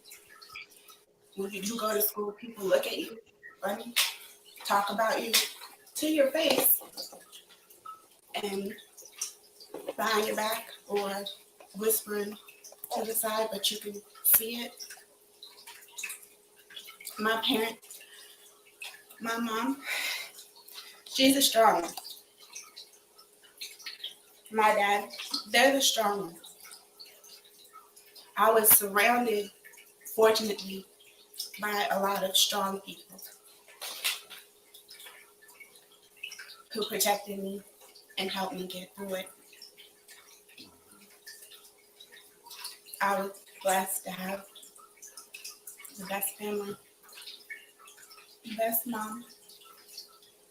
She's a fighter. She's ready to go to war. For me, it's been like that all my life. But it's something that doesn't go away. No matter how hard you wish it does. It doesn't. And I know a lot of people have been like, it's not as public as mine. I think mine's probably the most ever. So it just feels like everyone's looking at me different. Oh, I wish it didn't happen. I wish nobody knew my name. I don't want to be famous. I just want to be normal. So how is it affecting my life? It affects it every day. And if it wasn't for the UAM, the strong supporters, you, definitely automatic. My family, I wouldn't be here. My aunt, when you,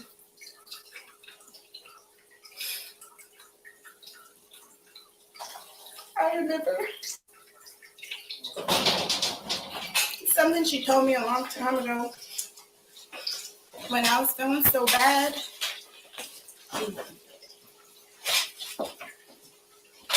And I had my head down. And she said, no matter what anybody says to you or about you, you walk with your head up high and be proud of who you are.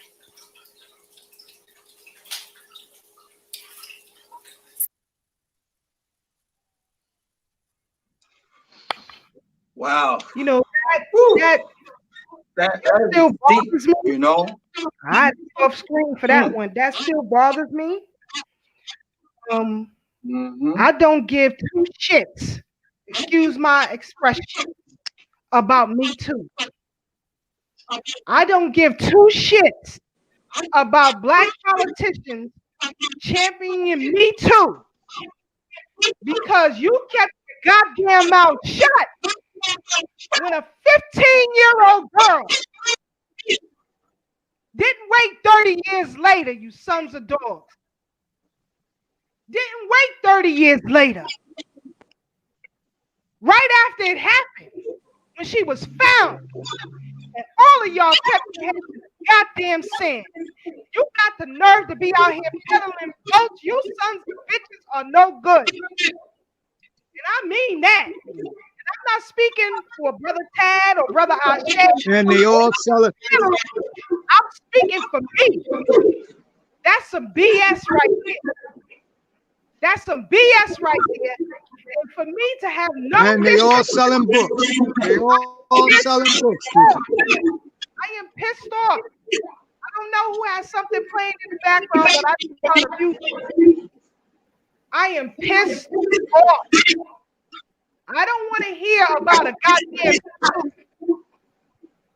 Don't tell me about somebody who literally laid up with a wicked deed and complain about it later.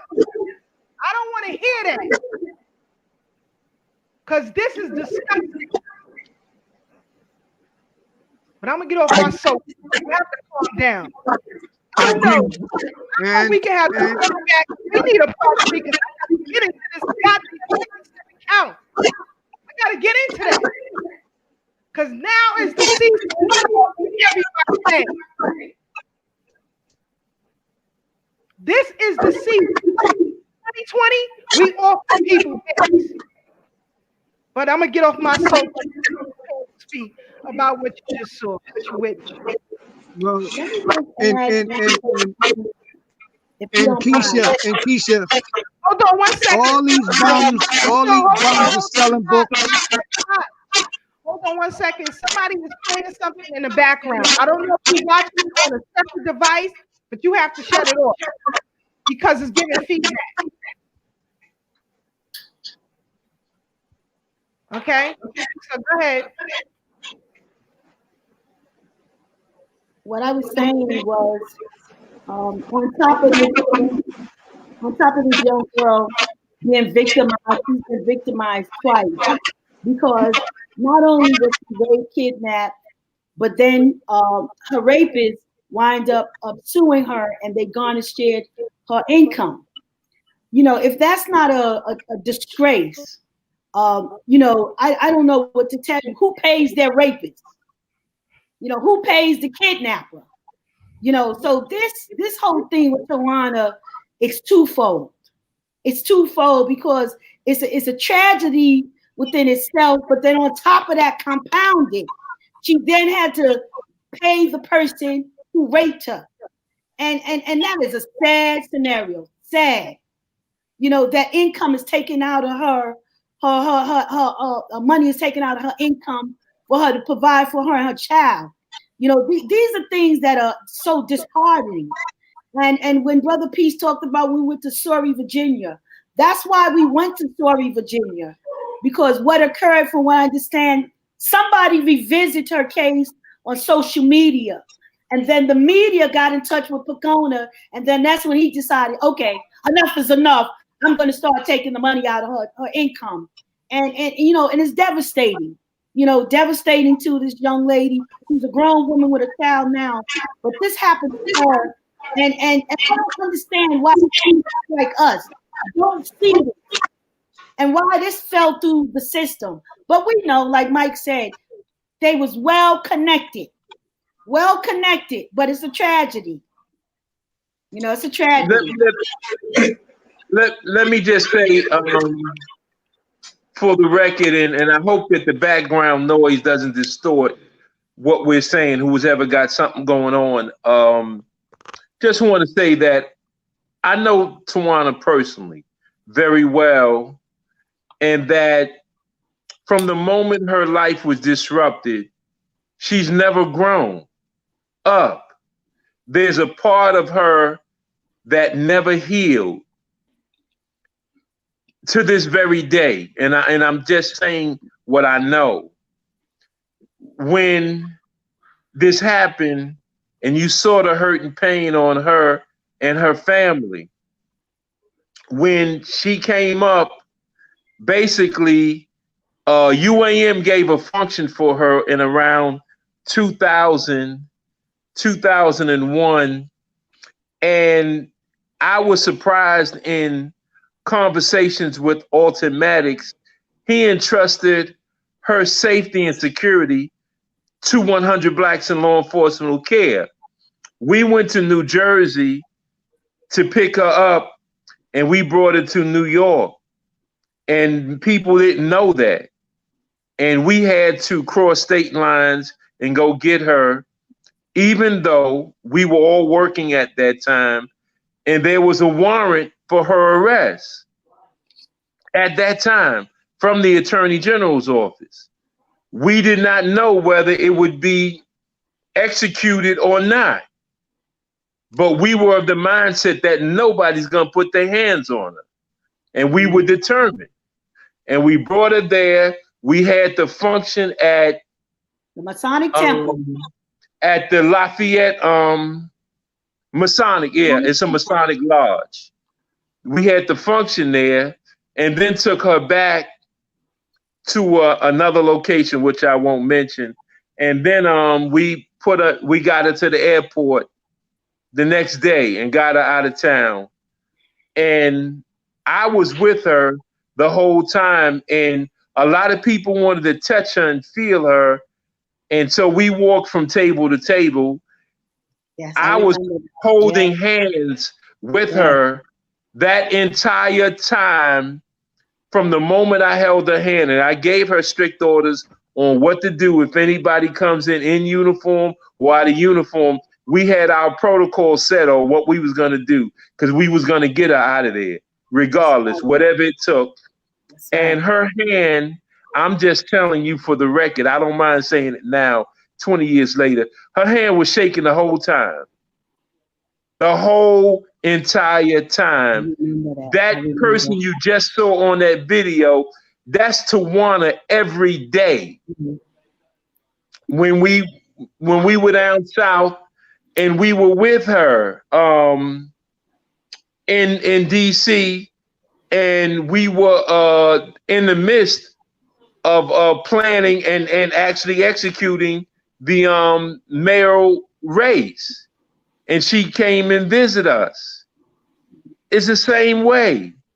She has never, and actually, Keisha, you sent me some pictures of that when we were sitting down together. Tawana has never healed. And I don't like that idea of what white folks did to our sister. It would bring you to do things that you don't normally do, and I'm not gonna go too far with it, but their day is coming.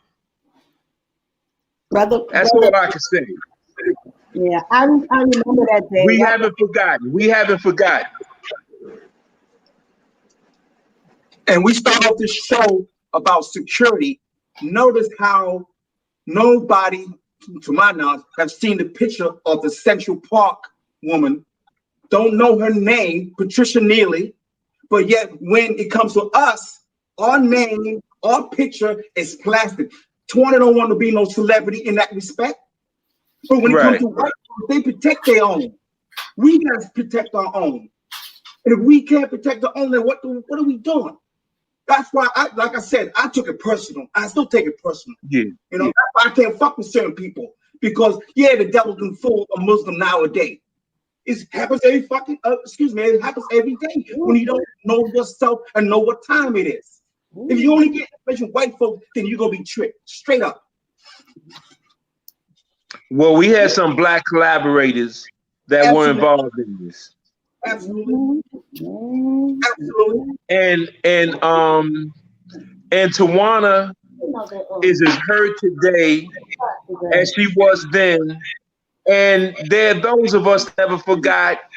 A lot of people played a role in helping United African Movement, CMOTEP, so many others raised funds, traveled with her, and I'll just say that, Keisha, you was right when you mentioned the other day about Chanel Lewis. It happened again, where the whole media campaign and the prosecution, all these forces united to put a brother in jail that had nothing to do with the killing of Vatrona, Vatrina, whatever her name is. So, you know, it's happened again. And this is the same thing. The prosecution, the way things went in the system with DSK, the same thing happened. So it's never stopped happening. They have been raping black women for 5 centuries, unabated for 5 centuries. And every black woman that said a white man raped them, they were lying. 500 years, black women been lying about white men raping them. Yet when you walk outside, we every shade under the sun. We light, we dark, every flower in the garden, we're that color. And yet no white man ever entered a system. It is ridiculous. And the same way you had people on the Morning That Kiss program that attacked the sisters' legitimacy in the DSK case. They the same ones who dogged Tawana Brawley, those bastards, to this very day. And y'all love listening to them and can't wait to Sunday mornings and to listen to them no good bastards. Uh-oh. You got it, Farnessa. You got it. You asked for it. You got it. But like I said, we got to finish this conversation because this is a critical time for us in our history. And here on Thorough Black Talk, it's all for people's heads. Enough is enough. Enough is enough. And as I said, you know, yesterday, we always say never again. And it keeps happening because we refuse to do what must be done. Let me tell you something. This ain't pretty work. War ain't pretty. It ain't meant to be pretty. And if you find another definition to go against what I said, please show it to me. Show it to me. I'm a researcher. I will yield to the floor. Well, and until then, it ain't. Yes, sir. The thing is, them Italian boys that beat up Yusef Hawkins, Michael Griffith, and all those people, they are now walking around in Bed-Stuy, and we won't even put up no red, black, and green flag to show our own. Those same people are walking the streets of Bed-Stuy right now. Or a rainbow flag before they do something They are like that. Those white let me get folks, some fire in my white room. folks So are walking the streets right now. Fire in this room. So I just want to say the Mackey's group, The Brooklyn William Mackey's group will try to continue to fight with speakers. Thorough Black Talk responsibility is to continue. That's why when Darrell Muhammad interviewed the great Alton, and Mike said Alton is the real attorney at war, Alton Maddox stated, please call the governor and keep the fire burning to reinstate Alton Maddox. Mike says it on Community Cop. It is still our responsibility because Alton and Tawana and all these people, Alton and we're planning something to go up there. They have suffered the test of time, and it is our responsibility. Most certainly. And as long as we got breath in our body, we're going to keep up the fight. Go ahead, Brother Mike. And just in 30 seconds, real quick, just look who got hurt out of this. Tawana was hurt. Her family was attacked. Alton lost his license, and Sharpton is a millionaire 20, 30 times over. If you paying $3-4 million a year in taxes, what are you making? How did he come out on top? Who did he sell down the tubes? Tawana. He sold Tawana out. Reverend Sharpton, y'all ain't gonna say it, damn it. I'ma say it. He sold him out. He told Edward Koch that it was a hoax. He told Edward Koch it was a hoax. He said, and Koch said, I will come on TV with you. We'll do it together. Sharpton backed out the last minute because he knew he would lose black support if he said it. But Sharpton went on record and told Edward Koch that the Tawana Brawley matter, it was concocted by Alton Maddox and it was a hoax. Now go run up there and tell that bastard I said it. Ha! And there you have it, family.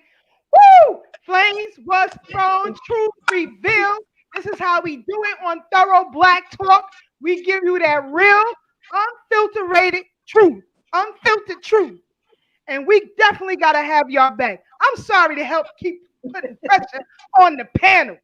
Ain't no pressure. We got to have y'all back next week. I'm sorry because this has to be unserved. I'm sorry.